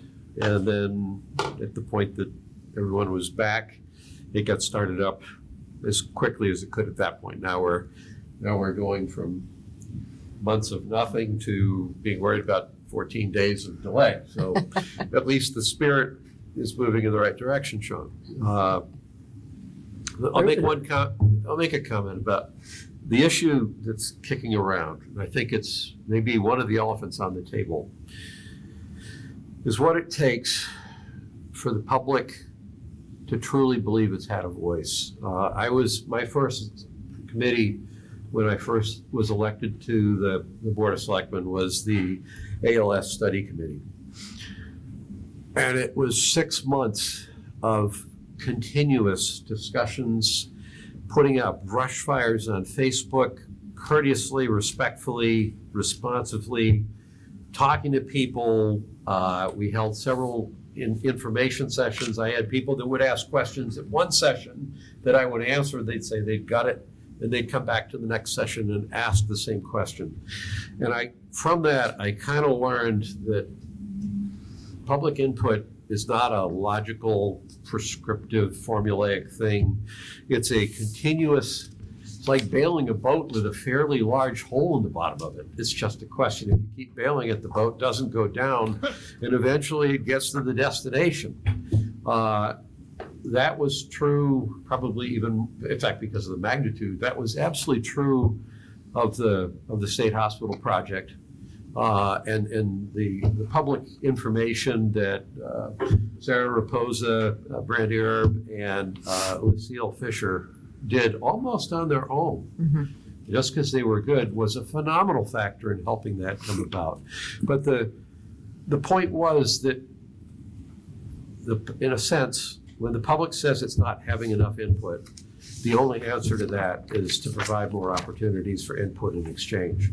However unreasonable it might be, however awkward, how hard, how time-consuming, I don't know how you overcome the objections that come back from people who simply are mad that they didn't get heard They're not mad that they didn't get their way. They're mad that they didn't get heard. It's time consuming. It's a lot of effort. I believe just like those projects, this project is going to need that kind of uncritical acceptance of those kinds of things. It's going to be a pain in the butt. Anime school committee for the last 2 years, I've been thinking about you guys during the COVID crisis for 2 years. We're all volunteers. You're volunteers. Some of us are elected volunteers, but we're all volunteers. And the kind of time demands it puts on people, all of the issues that a committee like the school committee handles is unbelievable. And you know, Dr. Marsden, you're the superintendent. You're hold the bag. At least it's your job, but it's even you, the issues, trying to hold things, because there was no answer that everybody was going to like. There just flat out wasn't. So you're going to go through a period of time when people tell you how bad you are, how stupid you are, how wrong you are, how terrible things are, and yet you still have to make decisions. And this school is another big albatross that is following a couple of other albatrosses that have been on the school committee's shoulders for a long time. I would ask the town to not forget that. It doesn't mean anybody's off the hook on the school project, but I would ask the town not to forget that. This was not an easy couple of years. This is a really important project. I do believe the only way we get to where we have to get is to uncritically accept the clamor for public input, recognizing not everybody gets their way. And some of the more long-winded of us need to be told to stop once you've made your point. But to Nancy's question around public input and timing, we're trying to move this ahead. This particular piece is a piece that seemed like it would be relatively easy to get in place so we can get to the real work that would take place over the fall. Mr. Chair, I would just point out to my friend and neighbor Nancy that the last time we did the school project, there was tremendous amounts of information about it that was online and available to the public. The information was available. The exchange was not as extensive as many people would have liked to have seen. Many people would have wanted the interchange. information sooner than they got it, yes. Yeah, well, information is different than exchange of ideas and back and forth. That's the piece that I think if you get past the information, that's the piece that was at the core of the resistance. There is one other, this is just feedback, I guess, from BJB, no address. Why doesn't the school committee post on website, seek input, and provide their email? I'm pretty sure you do all three of those. If there's any lesson learned here, I guess some people would say we'd like input in different ways, more extensively, earlier and later and in the middle. And you can take that on as you wish. All right. So Hold on. I'm going to propose, I'm going to suggest that what I've heard here is they're going to delay the vote on this for 2 weeks, providing the public with input.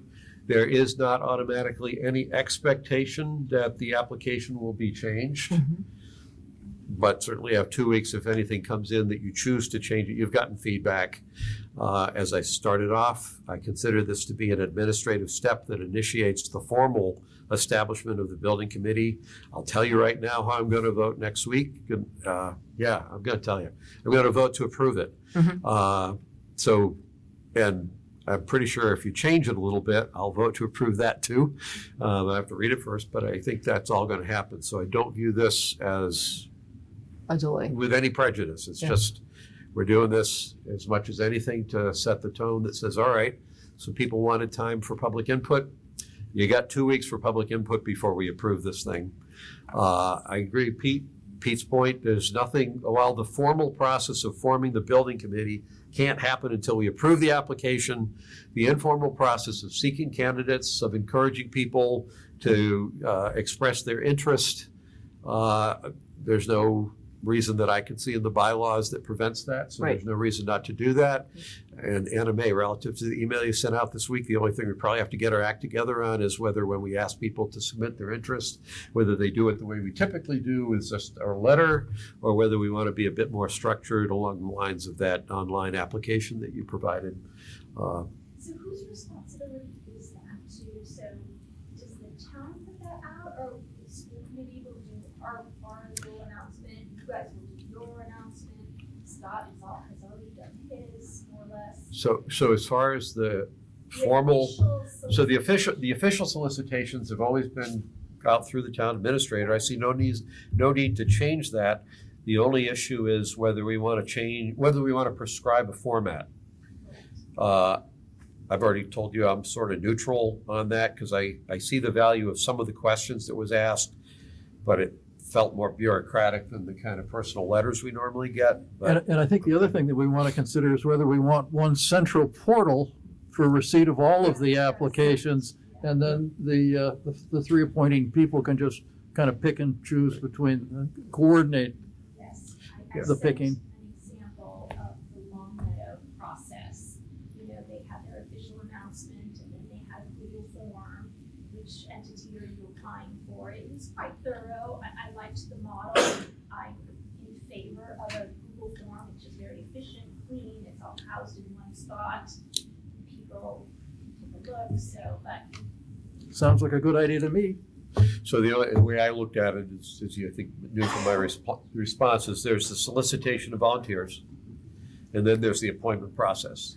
I'm suggesting the solicitation of volunteers should fundamentally be the same process we always use, where everybody goes in. That means that we get to see who else.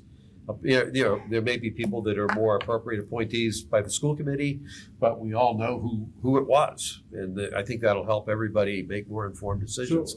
So the front end, uniform, everything comes in. The appointment processes are done by 3 different arms. So it's just a mechanical thing, but who's gonna create the Google Doc? Are the school committee gonna do that? I was suggesting maybe a neutral town. I would be very happy to help do that. It's in somebody's computer, but I would think that people don't want the school committee to own all the applications, of the board of selectmen. So however you want to do it, I'm willing to help. I would suggest the town administrator draft something that's consistent with the Long Meadow. I want to say Leominster, Long Meadow example. You saw my response. The 2 of you have responses as well. I had a couple about the specific example and how ours might be different. I was saying, I don't know what you're referring to. Just sent it to Okay, went to a lot of people. I didn't check. Scott, Okay, just kind of, you got it. I'll take care of it. So it's an administrative thing. I don't think it's an open meeting. It's not. It's just an administrative thing. it was just So, a model to consider. Right. With the process. But what I was going to say is, so if you could have I'll it take drafted and then circulate to Scott, Anna Mae, me, and And then I just listed avenues. Yeah. we okay. could And I don't care if it goes to the full board, and if you don't care if it goes to committee, or would it be better? Yeah, it's like, sure.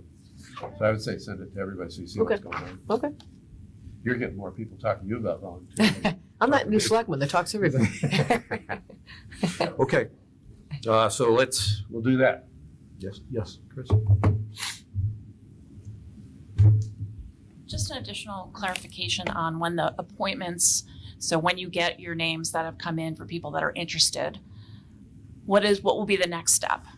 I mean, I seem to remember and I have a vague recollection that for other appointments, for other committees, if you have more than one person for one seat, for example, would you do public interviews? Are you going to? No. Like how? No, this is an appointment process of 3 separate groups. We will use the judgment of who we think would be the best people to come together with this committee. It's not a public election. Certainly happy to hear public input, but this is a case where this committee is taking on such a such a significant project. Scott, you do it any way you want. Anna Mae, you do it any way you want. I will accede to the collective wisdom of the 3 of us, but an appointment process should have a degree of thoughtfulness, not just of individual people, and we can have public interviews. It's not a job interview. It's trying to figure out who's the right people to create a committee that we think can succeed. So I was That would be specifically, my view, at yeah, I least. was specifically talking about the Board of Selectmen, not anybody else, but Yeah, for, I would for expect, your, for I would your expect that selections. you'd probably have an internal discussion, figure out of the people who volunteered, who we think fits. That's partly why I'd like to know who else is being appointed, because, you know, if Scott finds somebody who's really also, not only meets Scott's criteria, but they're in the school building industry, well, that affects Right. what we might be thinking about, but. I There guess- needs to be some sort of coordination about the appointing process once all the names are in the pot. And because Well, they all come in. if all four people, all three appointing authorities appoint the same four people, it's not going to come out Well, very that's, well. yeah, So there yeah, has I to be agree some with sort that. of- Yeah, so We you have to don't, figure out down the road how we're going to handle that. Right.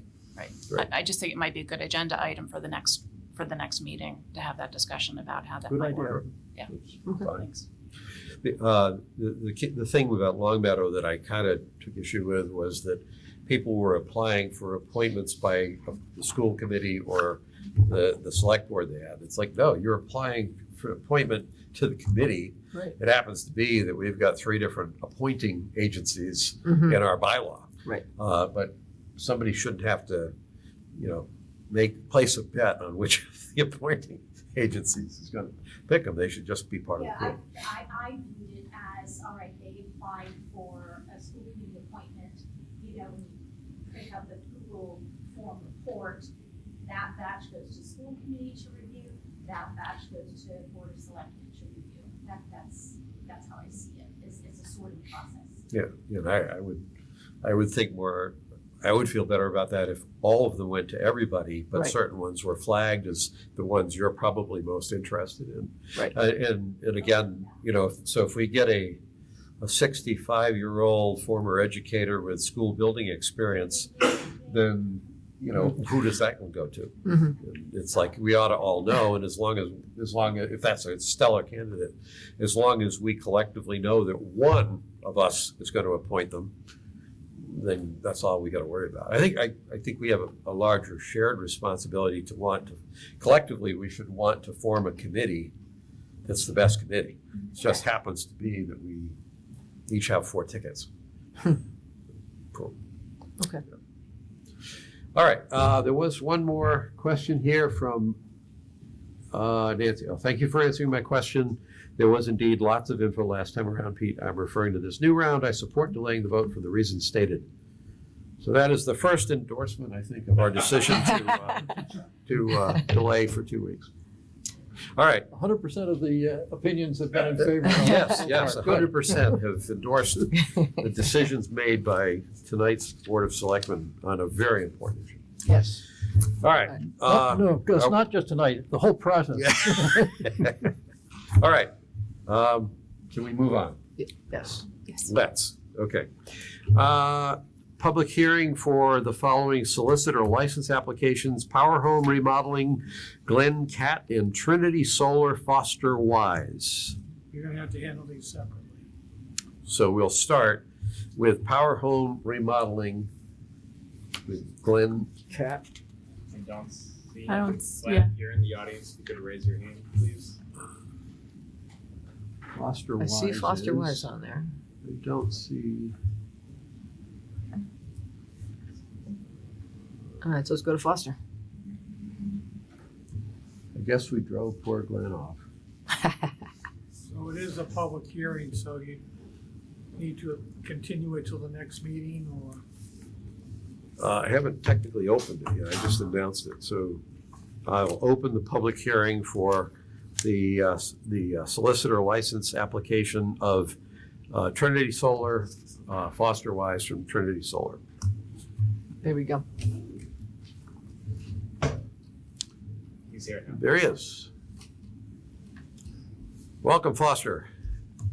Thank you. Thank you. Good evening. Do you want to give us a quick summary of your application, what it is you're looking for? Yeah, I'm looking for a solicitor's license to promote Trinity Solar and the offerings that we have in the solar industry to the residents of Medfield. We're a very largest privately owned solar company in the country. We have very, very good ratings. We're ranked in the top 2 contractors in the country I know I have another, Justin Diamond got a solicitor's license here a number of weeks ago. He's working in the southern part of Medfield. And together, we're going to cover the whole part of Medfield. Okay. Questions? Well, I see it's in there for a year. Did we do Justin's for a year? Did we limit it to a month or 2 months? I think 3 months was 3 it? months, yeah, so I think we should at least mirror that and then make sure the hours are aligned with what we offer to Justin. Is it just him? Well, it's just him in this application, but it's also part of Trinity Solar. So we've already approved one license to solicit To that individual? to that individual My for only that. question is whether he's representing just himself or he's got others that are going to be working. Oh, Yeah, it's just myself. So Justin was just for Justin, and my permit would just be for Foster. We both represent Trinity Solar. so Mark, one of the questions, so we've also had applications that have had multiple people listed. This looks like a request to join an already approved application. In other words, it seems to me we should be authorizing the company to solicit, and the people that it has soliciting should just be the people associated with that company, as opposed to issuing multiple individual licenses to the same company. That doesn't. Can we If just, they're working kind of separately, almost like independents, I don't have a problem with doing it this way. Absolutely, if they come in, they could have done it in combination in the first place. As long as this doesn't get crazy, I'd allow it to continue this way. The critical thing is to identify all the individuals for purposes of background checks. That's my concern. And that was done previously, and I assume it's been done with this gentleman. And as long as it's been stated that there's nobody else, let them proceed. All right, so Foster, following up on Attorney Sorrell's comment, what is it that you do to make sure things don't go crazy between you and your colleague?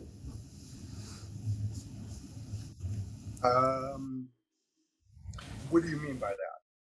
Coordination. I think that primarily what we probably mean is that people from the same company go to the same people trying to sell the same service more times than those people want to be visited here in town. Yeah, so we actually have an app called Spotio, where we both can see where we're working, but we've split the town in half at 109. So Justin's taken South Medfield, I've taken north of 109.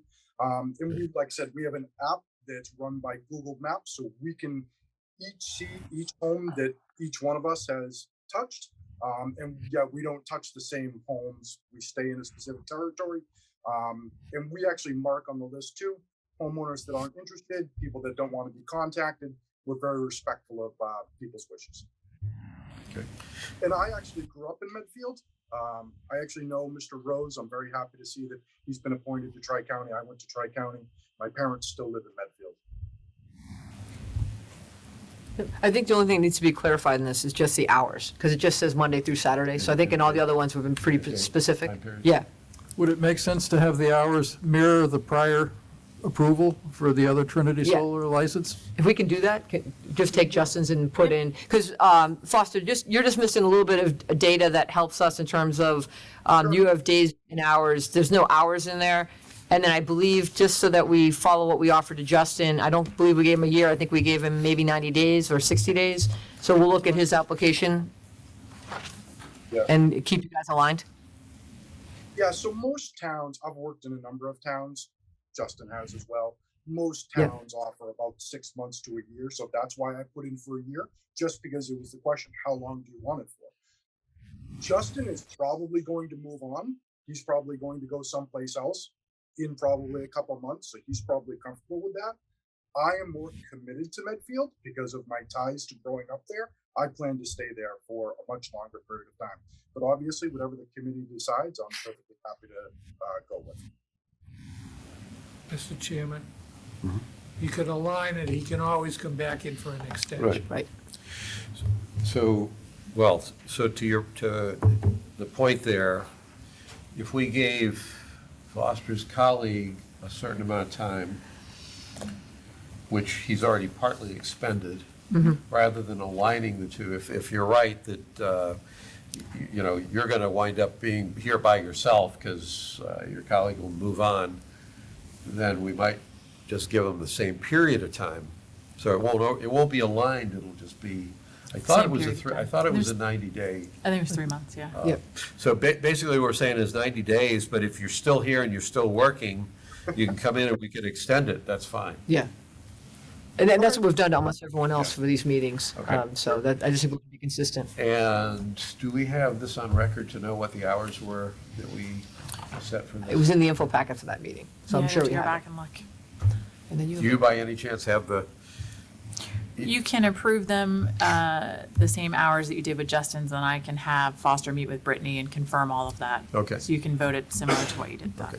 So if we approved it for the hours that we approved for, not Foster, but For Justin. Justin. for Justin. Yep, for Trinity. So same hours that we approved for Justin, for Trinity, we'll approve for you. And if you come in and talk to Brittany, she can tell you what those are. She'll be back tomorrow. She's very nice. Really knows what Yeah. she's doing. This'll work. No problem. You do have some public comment when you open up the hearing. So Hilly passes 24 Marlin Road. I would like to request that Trinity make sure that they state to every resident they talk to that they are not associated with the town. I've had residents come to me asking if this was an official town campaign, as they were told Trinity's advertising said it was a town initiative or a town-wide initiative. Thank you. You know anything about your marketing on that? No, other than we are well aware that Medfield has a solar initiative. So there are some homeowners that understand that Medfield has a solar initiative. We're there to talk about solar and how solar can benefit each homeowner, and that Medfield has a solar initiative. But Well- by no means are we affiliated with the town. We don't say anything like that. We're a private company. We make that very clear. Well, it sounds like perhaps Justin did do that. In fairness to Justin, he actually came to my house, and I met with him, and he never, and he was very, very upfront that he understands that the town is moving towards the 2030 goals, but that there's no tie-in. This happens to be a very reputable company, been around for 28 years, but never, Okay. I can tell you firsthand that, It says, she said that they were told Trinity's advertising said it was a town initiative or a town-wide initiative. Do you do advertising? We do not do very much advertising. I couldn't speak to that. I'm almost like a private contractor. I work for Trinity, but I'm my own contractor, so I'm not privy to all of Trinity's marketing. I can tell you, we don't do a lot of public marketing. A lot of our stuff is done by word of mouth. Again, we have an A+ rating with the Better Business Bureau.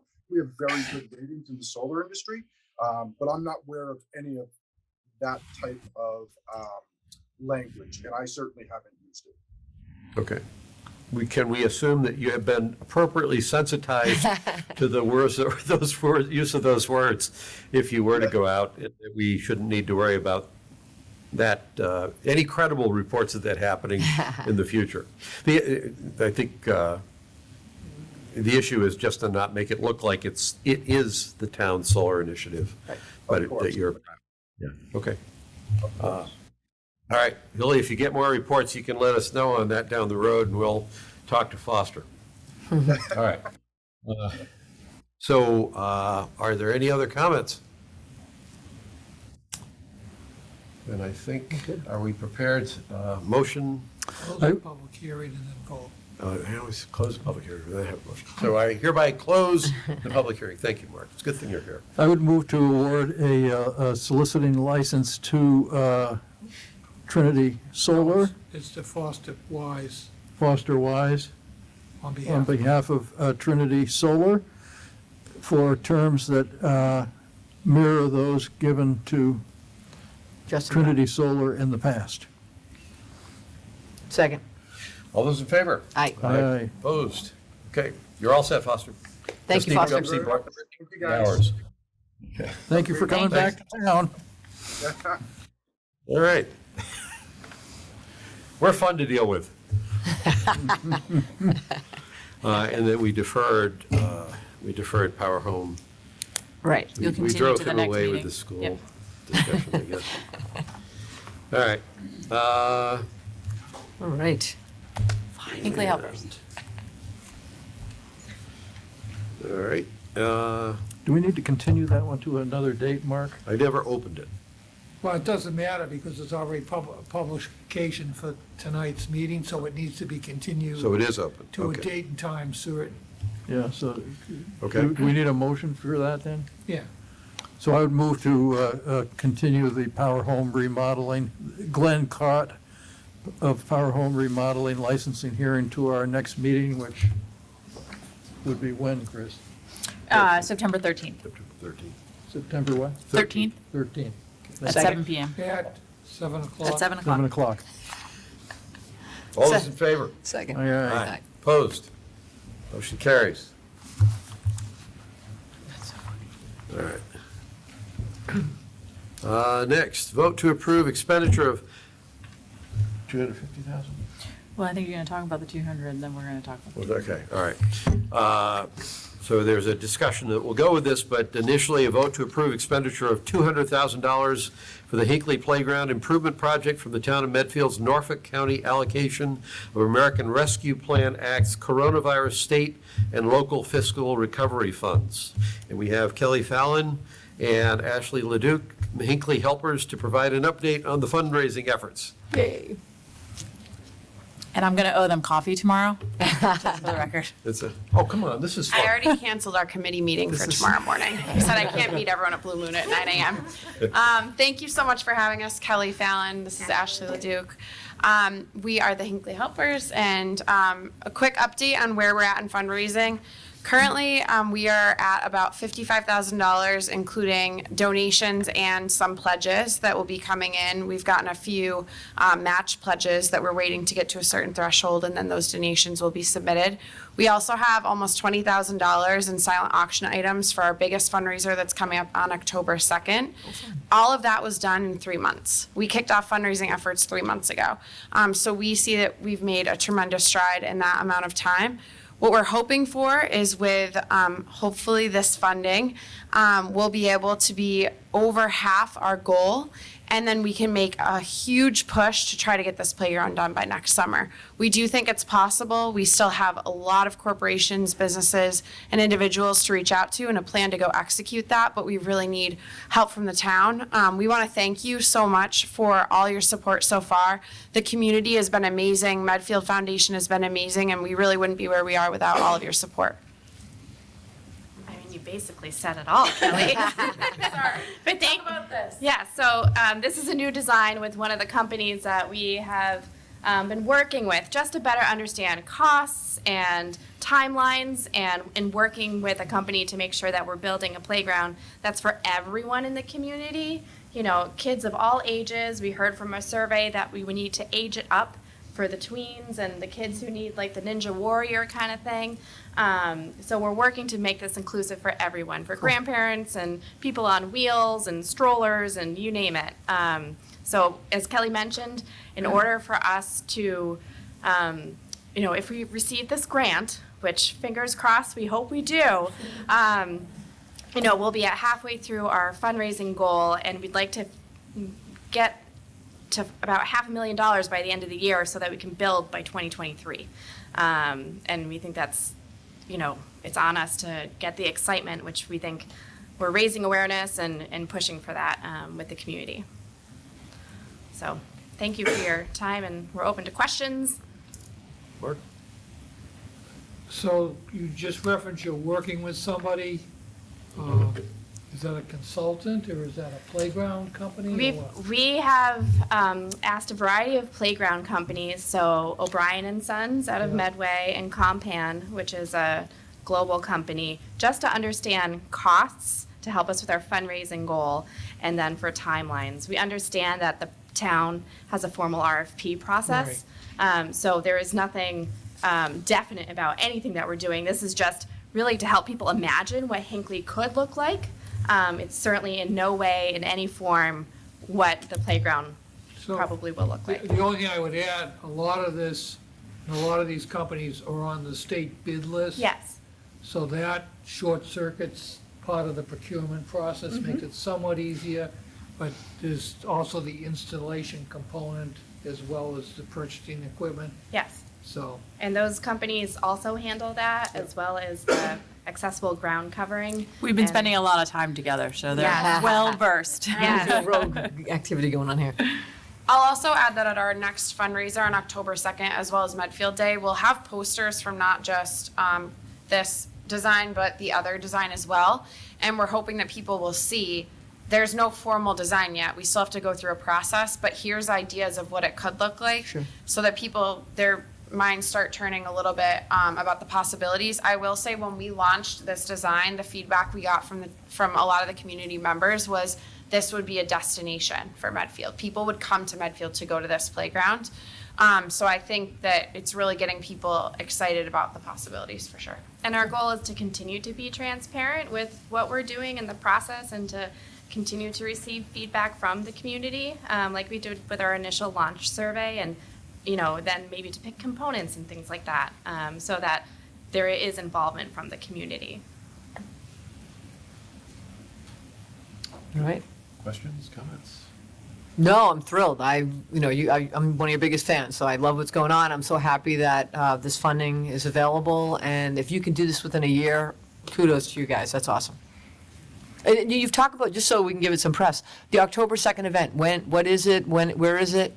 It's a silent auction that will probably be rowdier than most because it's at 7th Wave. So we invite Nice. families and their kids. We'll have a tumble bus. We'll have all sorts of activities for the kids as well to keep them occupied, as well as the Medfield Library is offered to do story time and arts and crafts. So, and we're hoping, and we believe that Memo might be sponsoring it. So we met with the board of Memo, I don't know, last week. It's hard to keep it straight.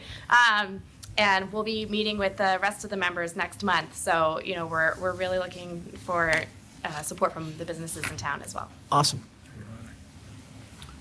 Pete? I think it's just wonderful what you guys are doing. Thank you for doing it for the town. I also think you're doing a good job. I think Medfield has been, and I hope continues to be, the town that it is because there's people like you that step forward and do certain things that just make the town better and make sure that all segments of the town actually are thought about and taken care of. I think you're on a good path here. So. Thank you. Thank you. All right. So is that a yes? So this is a vote? Yeah, so I think there were some questions when you and I met. We had talked about a $200,000 vote from the Board of Selectmen for, out of the ARPA funding for this project. And then I know we had very recently a discussion about the fence. And the fence was not included in your original estimates. I believe the Board of Selectmen are prepared to vote $250,000 tonight to include an upgrade to the fence and any other infrastructure. I told you it would be worth it. We earned it tonight. So. Imagine what could be done if you took another hour. No, we're good. That's all I've got. We'll sleep here overnight if we need to. So we're talking about amending the total to $250,000. $250,000. Okay. Yeah. Okay. And with the That caveat adds to that the project cost too. This is not all just a windfall. It's a fence that has to do. Yeah, the fence Yes. is very important. I know, Mel, that's something we've yes. talked about, Right. especially with the pond right there. So. Right. And Good. I'm meeting actually with 2 vendors this week to get, again, a better understanding of cost, but most of them need a site plan and a survey, which we have to conduct yet, but they're at least going to inform us a little bit. Awesome. So I think in part of doing the fence, part of that $50,000 that they're adding to that will include that site survey to do that so that you don't have to outlay that right now. We can do that funding. Okay. Have a motion.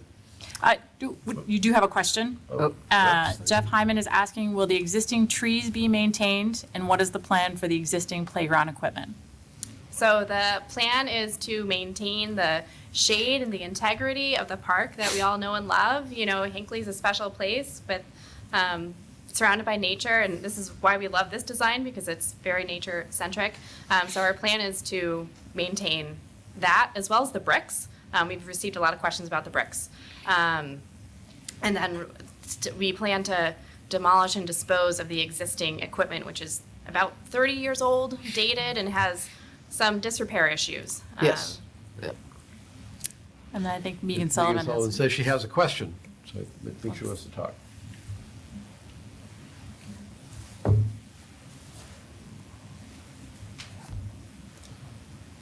There she is. There she is.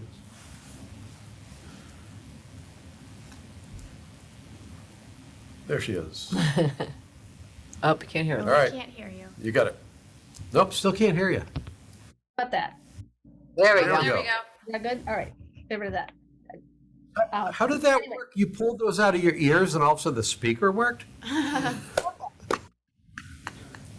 I think this is a really great project and I'm looking forward to it for Medfield. I think it's great. And what I'm asking now is not at all to detract from the merits of the project, but I am just interested in knowing more about the funding, where it's coming from, how this is working outside of something like the capital budget process, which I'm on the committee for, and what other things that are of need in Medfield are not being done so that we can do this, which I think is a great project. I just had these questions. So I think, Megan, this has been included in the capital budget for at least the last 5 years. And the Yeah, projects that It's carried in there for $200,000 with the hope that it would come from something called Park. Yes, and the Parks Grant has not been successful for Parks and Recreation for the last few years. The Board of Selectmen made a commitment when Hinckley Helpers came in several meetings ago asking for an appropriation of this. ARPA funding does not require town meeting approval and gives the discretion to the Board of Selectmen to spend it. That being said, there is other ARPA funding available that we continue to use on capital funding projects. One other thing, Christine, if I follow correctly, the purpose, first off, is the capital investment. So, taking the kind of funding we're getting from the federal government and putting into a capital asset in the town is directionally, I think, a good thing to do.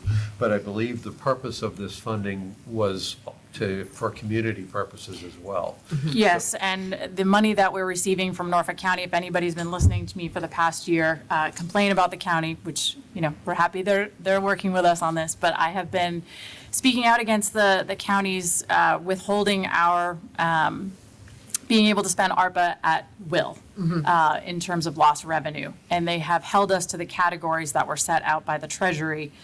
This playground is one of the few projects that we have been able to work with them outside of any water and sewer funding projects that's a benefit to the whole community. And we can actually use that Norfolk County money. And at this point, we're going to be at a risk of losing that money if we don't start to allocate those funds. Good.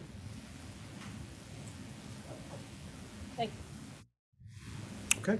Excellent. Any other questions? All right, have a motion? I would move that we approve the expenditure of $250,000 for the Hinckley Playground Improvement Project from the Town of Medfield's Norfolk County allocation of American Rescue Plan Act's coronavirus state and local fiscal recovery funds. I second that. All those in favor? Aye. Aye. Opposed? Passes. Okay. Yay. Thank you so much. Thank you. All right. Thank you. Great to be able to do fun stuff every once in a while.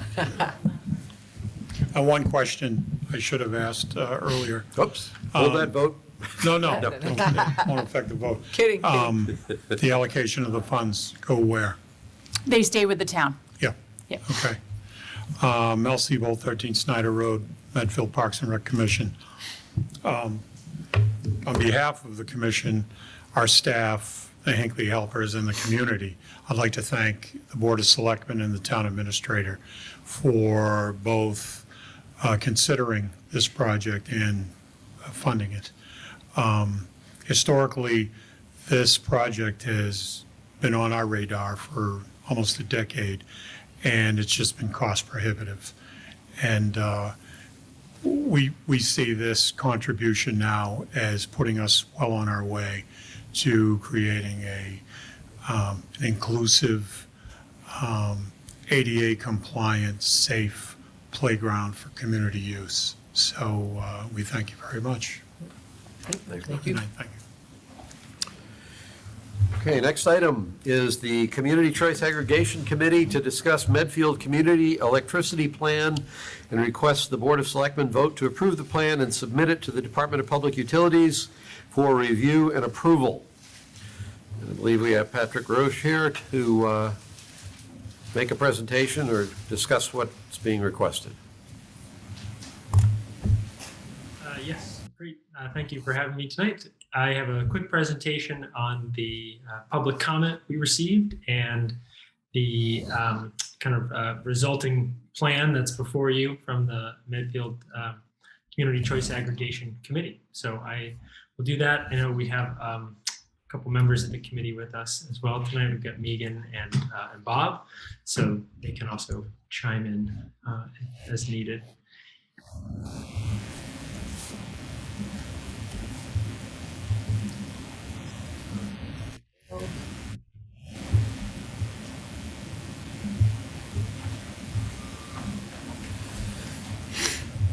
Okay, great.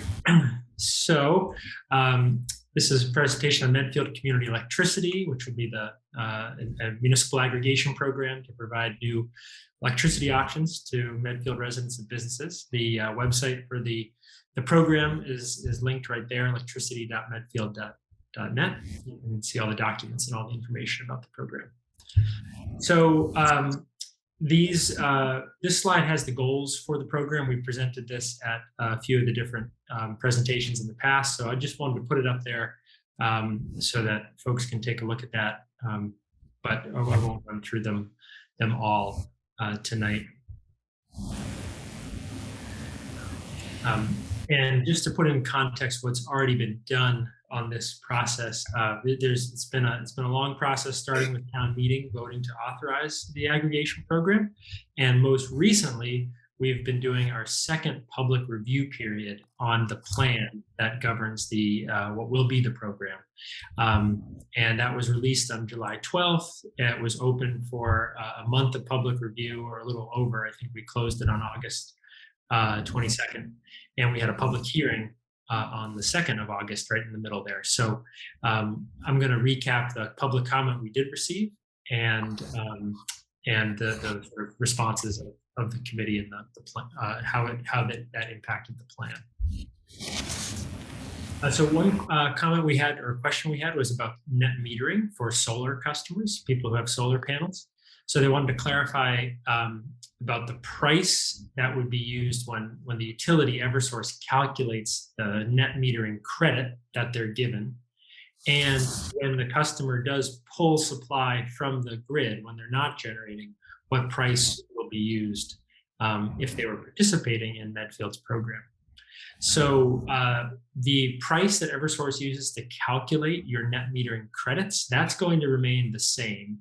That's unaffected by the program. But the price that you would be charged when you do pull electricity from the grid when you're not generating solar, that would change if you're participating in the program. That would be whatever rate the program has set. So yeah, your sort of benefit, the net metering benefit, that won't change. That will stay the same for solar customers. Then we also had a comment that asked, what is the rationale for adding the option for time varying rates as a potential future electricity product? And just to back up the program, the plan has 4 different electricity products that would vary based on the amount of renewable energy that they have. And the plan, that's what the plan states we'd be planning to launch with. The plan does reserve the option for time varying rates, and those would be where potentially we could have one price, for the daytime hours and another price for the nighttime hours, which could be helpful for someone maybe who has an electric vehicle to charge, if they could schedule to charge overnight when power is cheaper. So I think the comment assumed that in this new version that we put out for public review, that we added the time varying rates as an option, and that we told, what we responded to them was actually that time varying rates were included as an option from the very beginning. So it's not something that, again, the plan thinks we're going to launch with, but it is an option that the board could exercise at some point if we wanted to add additional options. And part of that reason is that most of the meters in town don't support time varying rates right now. They just give you one number a month whenever the power, however much power is used over a whole month. They don't tell you when in the month or in the day you used it. But those meter upgrades are going to be happening over the next few years. So time varying rates could be an option in the coming years. And then there was a good comment just about essentially a typo to be clear when we're talking about the customer notification documents. Those are the documents that are mailed out to every eligible customer before the program starts. And then I'll explain how to opt out of the program if you don't want to participate. We referred to them both as opt-out documents and customer notification documents. So they had caught an area where we could use the term to avoid confusion. So we did make that change. And then there was another question, which was when we said in the plan that the customer notification documents will have the appearance of an official town communication. They said, is this an official communication from the town, or does it just appear to be? So what we wanted to make clear was that the electricity supplier for the town's program that we end up eventually choosing, they will actually mail and pay for the mailing, but the town will approve the design of it. So it will be sent, from the supplier, but it'll have the town's seal and the town's name. It'll just have basically a return address that means that if there's any undeliverable mail, it'll go back to the supplier rather than to town hall or something like that. So that's important because if we couldn't reach someone with the mailer, we don't want to enroll them in the program. So that was the answer we provided there. So that was the sum of the comment that we got, and essentially what that means is that we met with the committee after the public review closed on the 22nd, and we essentially made some clarifying updates to the plan. As you saw, most of those were questions. We were just answering how does the plan already deal with these things, but there were a couple typos, so we made those clarifying edits. And at this point, I think we're at the point where we would like to request that the board vote to approve the plan, which would mean we could submit it to the Department of Public Utilities for their review and approval. And that is the final approval we would need to be able to launch the program.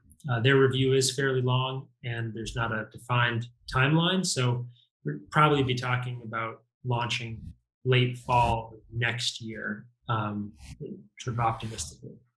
So that's the presentation. Questions, comments? No, I've been following this, so I mean, it's at the time to do what we need to do so that they can get to the next step. And I had a great conversation with Megan at the Medfield Energy Summer Social, so totally support this. Great. Pete? All set.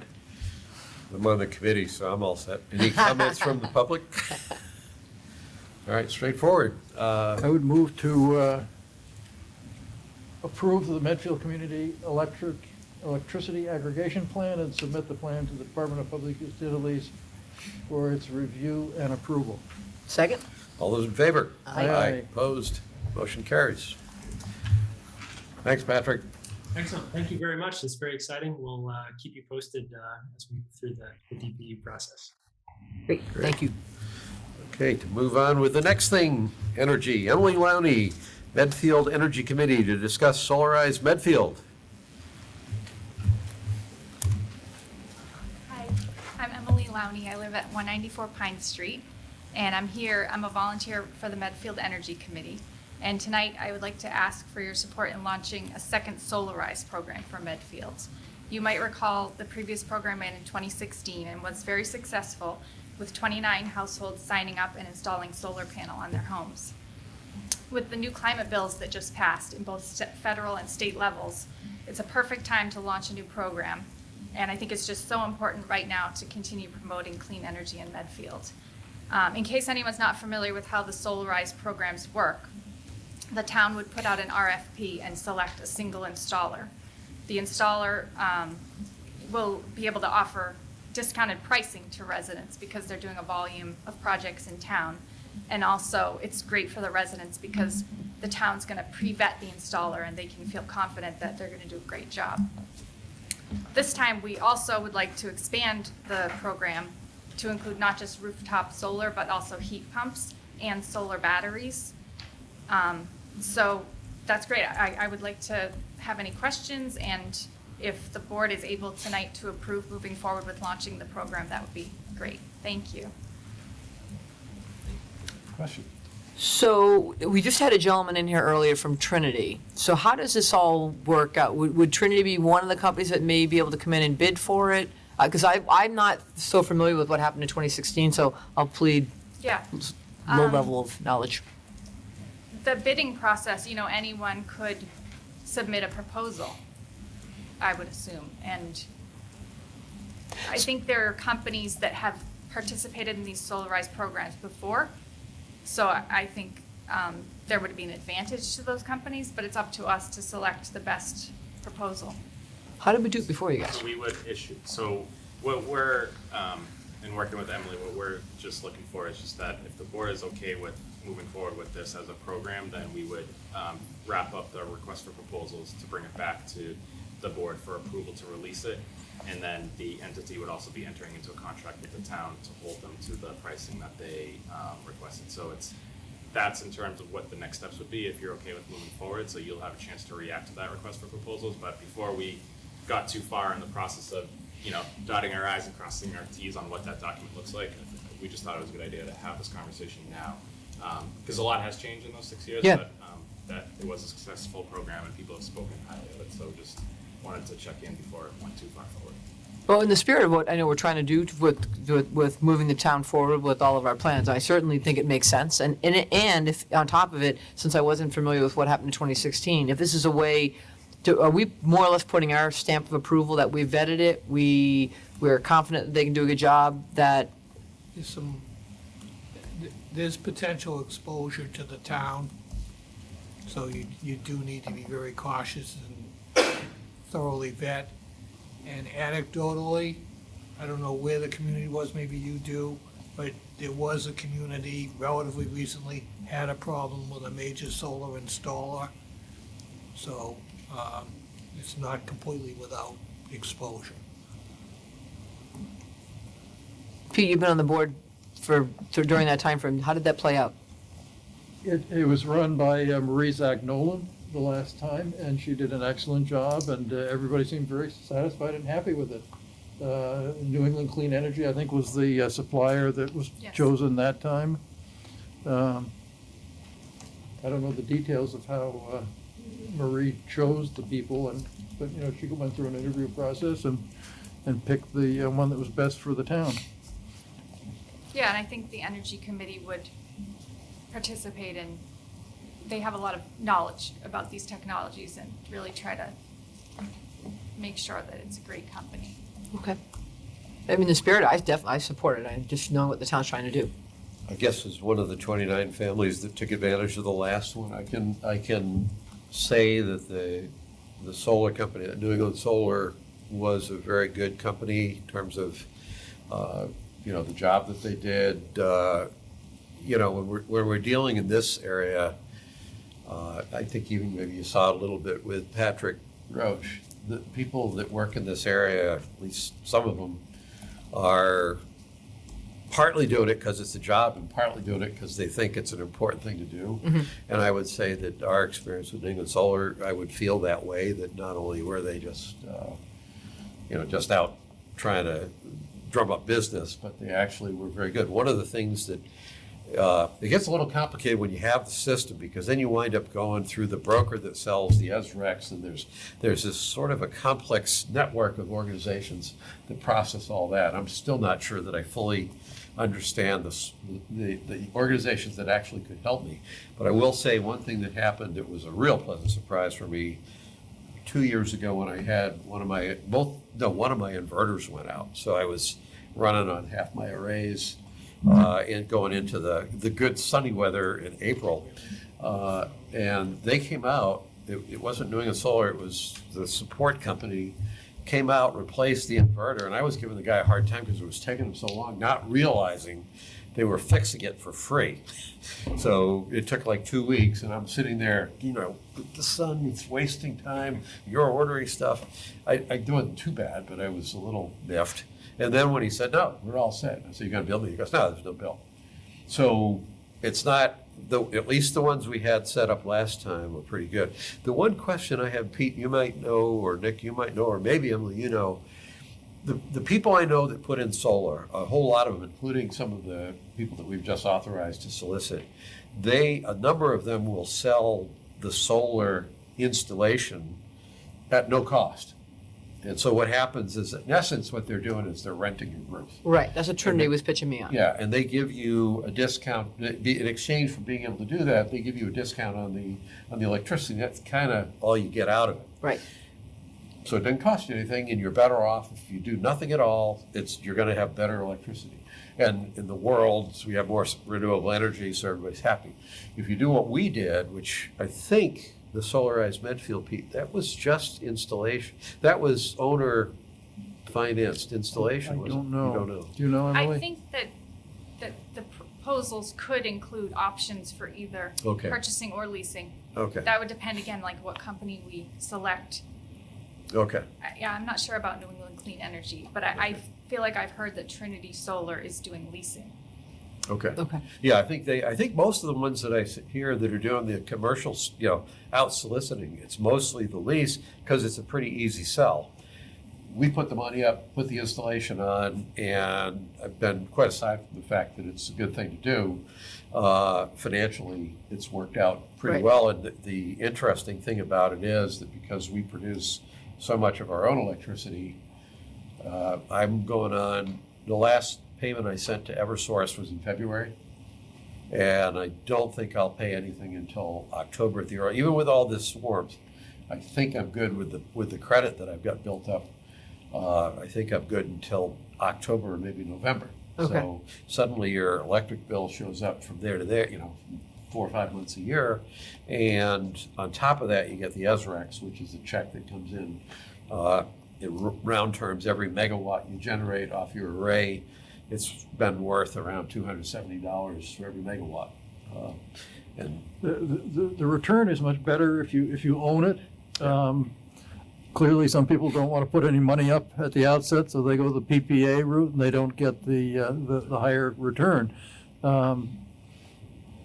So, I mean, the town went with the PPA route on the DPW garage.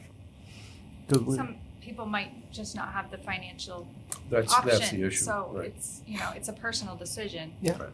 Okay. What it sounds like is improvement over this one is in addition to the solar arrays, now you're actually going to solar batteries and heat pumps, which sort of makes sense. Right. Yeah, that's good. Yeah, those are technologies that people, I feel like they don't know as much Right. about it. So Right. the program involves so much education for the community. It's really good. Okay. All right. So I'm good. we're all good. I just want to say thank you, Emily, for taking on this project for the town. Much appreciated. Do you need, you don't need action, just verbal encouragement, congratulations, thanks, and keep up the good work. I'll be back. Thank you. Okay. Thanks, Emily. Promises. Thank you.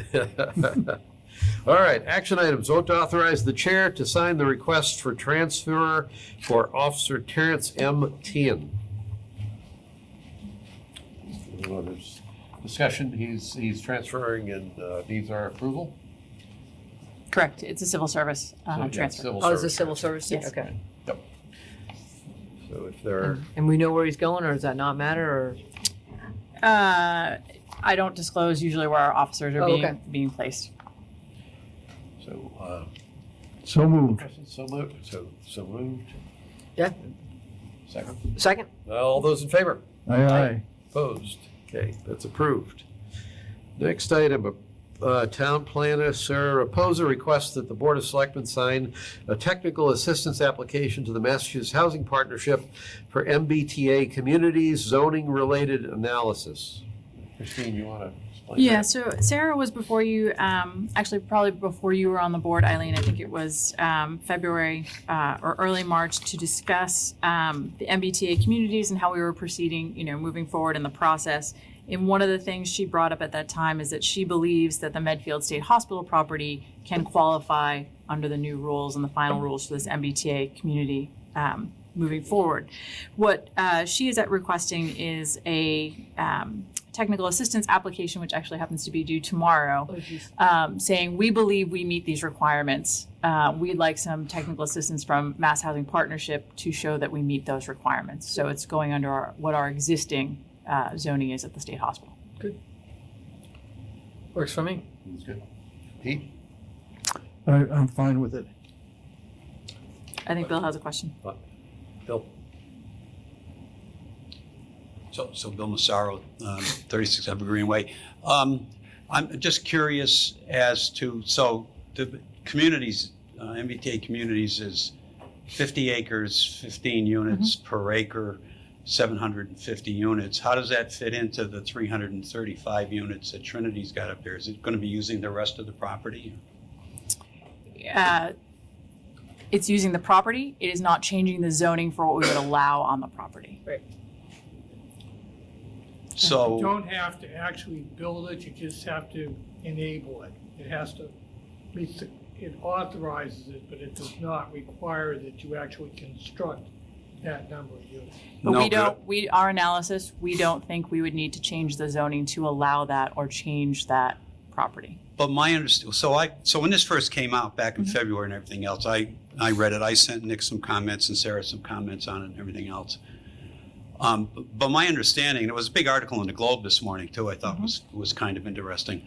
But it did also say that it's essentially, it's almost the equivalent of a comprehensive permit where once you put the zoning in place and it qualifies, that essentially the developer doesn't need any further permissions or anything else to come in. So I'm just kind of, are you opening the door for essentially another? I don't think with a technical assistance grant we are. I know, but you're not doing, again, this is just to find out if you're. Because we believe without changing the zoning. Correct. We will be able to, I can only assume through an alternative provision in the guidelines allows us, because we've gone over and above what was required, that we believe. No, but it's, when you say over what was required, are you talking about what in terms of affordable housing or 40B? That doesn't matter. 40B does not come into account. You don't give up your ownership rights, so we still control that property. Right. No, we don't, we're selling that Well, I mean, Right. subject This to is that. this is just a technical Yeah, assistance asking MHP to approve it. You know To me, look I at mean, it, I sorry. think, I try to think ahead of, what are the outcomes, what are the alternatives, what are we opening ourselves up for, anything else, and what the risks are. As long as you're going to essentially analyze that based on what you get from the technical analysis, is that what I'm hearing? I think your question is, are we contemplating changing the zoning of the state hospital to be 15 units per acre? No. The No. answer to that is no. No. Well, I'll be interested in seeing what you get. No, Thank and you. hell no. Right. Yeah, we are too. We believe we qualify, and we would like some assistance from MHP to review that with us. I'd also make another suggestion. You might consider, if we ultimately have to go down the road with the MBTA communities, actually build something, you'll be affecting your student numbers, so. Yeah. It's an enabler. It's Just creating the framework. that's not a negative. That's saying, you were questioning earlier the MBSA numbers and what were the proposals, and were they higher, they lower, they whatever. There's another unknown. So, thank you. Okay, thanks, Bill. So we have a motion. So moved. Second. All those in favor? Aye. Aye. Opposed? Carries. Next, vote to sign the regulatory agreement and declaration of restricted covenants for ownership project at Hinckley South. I will recuse myself. Yes, that's right, too. So just the two of us. Okay. And this is, This is the standard regulatory agreement between DHCD, the developer, and the town, saying the developer commits to build the affordable housing as set out in the comprehensive permit and DHCD's permit. It's a super interesting document. Yeah. There's all sorts of, So it's a standard DHCD form. They usually are pretty restrictive. We have been able to get them to add one proviso, which is to enable the town, in the event of any kind of an issue, to enforce the agreement. So that language is specifically in there. okay. motion? I motion. Where is it on here? Okay. So you're to picking vote. up bad habits. I got distracted. I was looking at something else. Vote to sign the regulatory agreement declaration of restrictive comments for ownership project at Hinckley South. Second, all those in favor? Aye. Opposed? Okay, motion carries 2-0 with 1 abstention.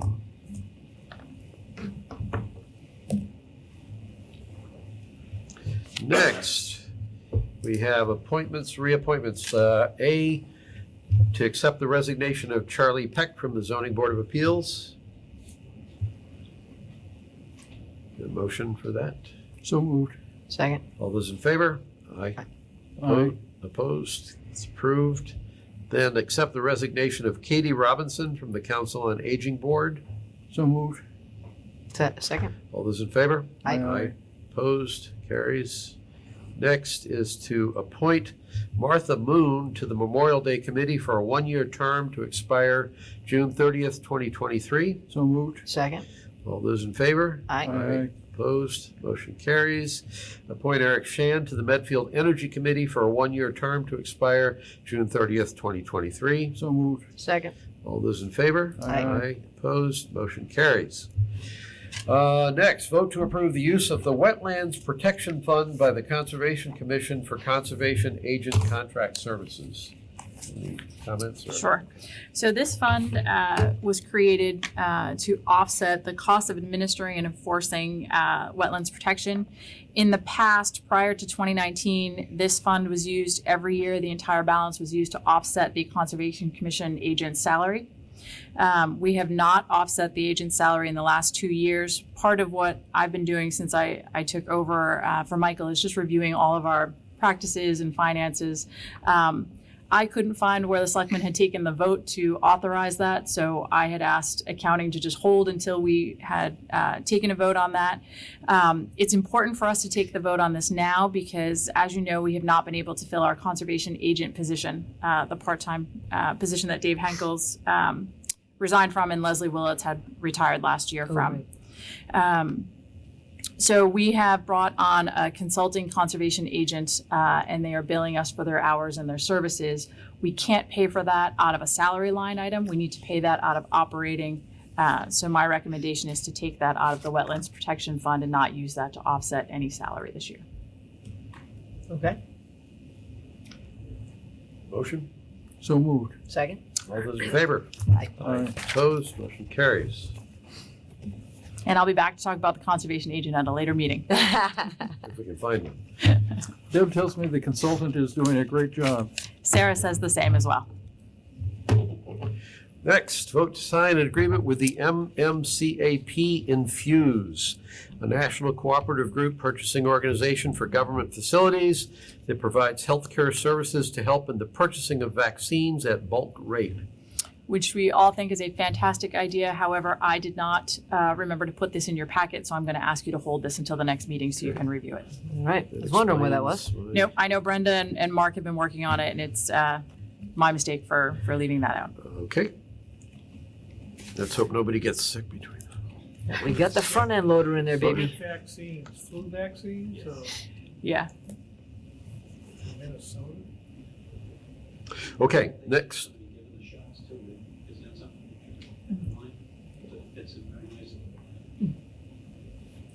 Vote to approve a contract with Southworth Milton for 938M wheel front end loader in the amount of $190,000. The item is in the FY23 capital budget. Mo couldn't make it, so. So we're I did here. review both, Yes. Yeah. these contracts. And if you have specific questions about the equipment, you can certainly attend the next meeting. But he's afraid the both vendors are holding this quote in accordance with the bid groups, but we don't want the time to run out on us. So these are two pieces of his equipment that were funded by capital. Works for me. Okay. So moved. Second? All those in favor? Aye, aye. Aye. Opposed? Motion carries. Trust Mo. Second item, vote to approve a contract with Southworth Milton for a 262D3 skid steer loader in the amount of $98,500, also an item on the FY23 capital Don't budget. you love how expensive these things are? So moved. Second. All those in favor? Aye. Aye. Opposed? Motion carries. I'll just have to hold my tough questions for Mo for some other opportunity. I thought you were going to bust him on like the rear camera and all that stuff if he was here. Are you sure that it's a D3 and not a D4? All right, citizen comment. They all left. All right. Wait. Yeah, let me check.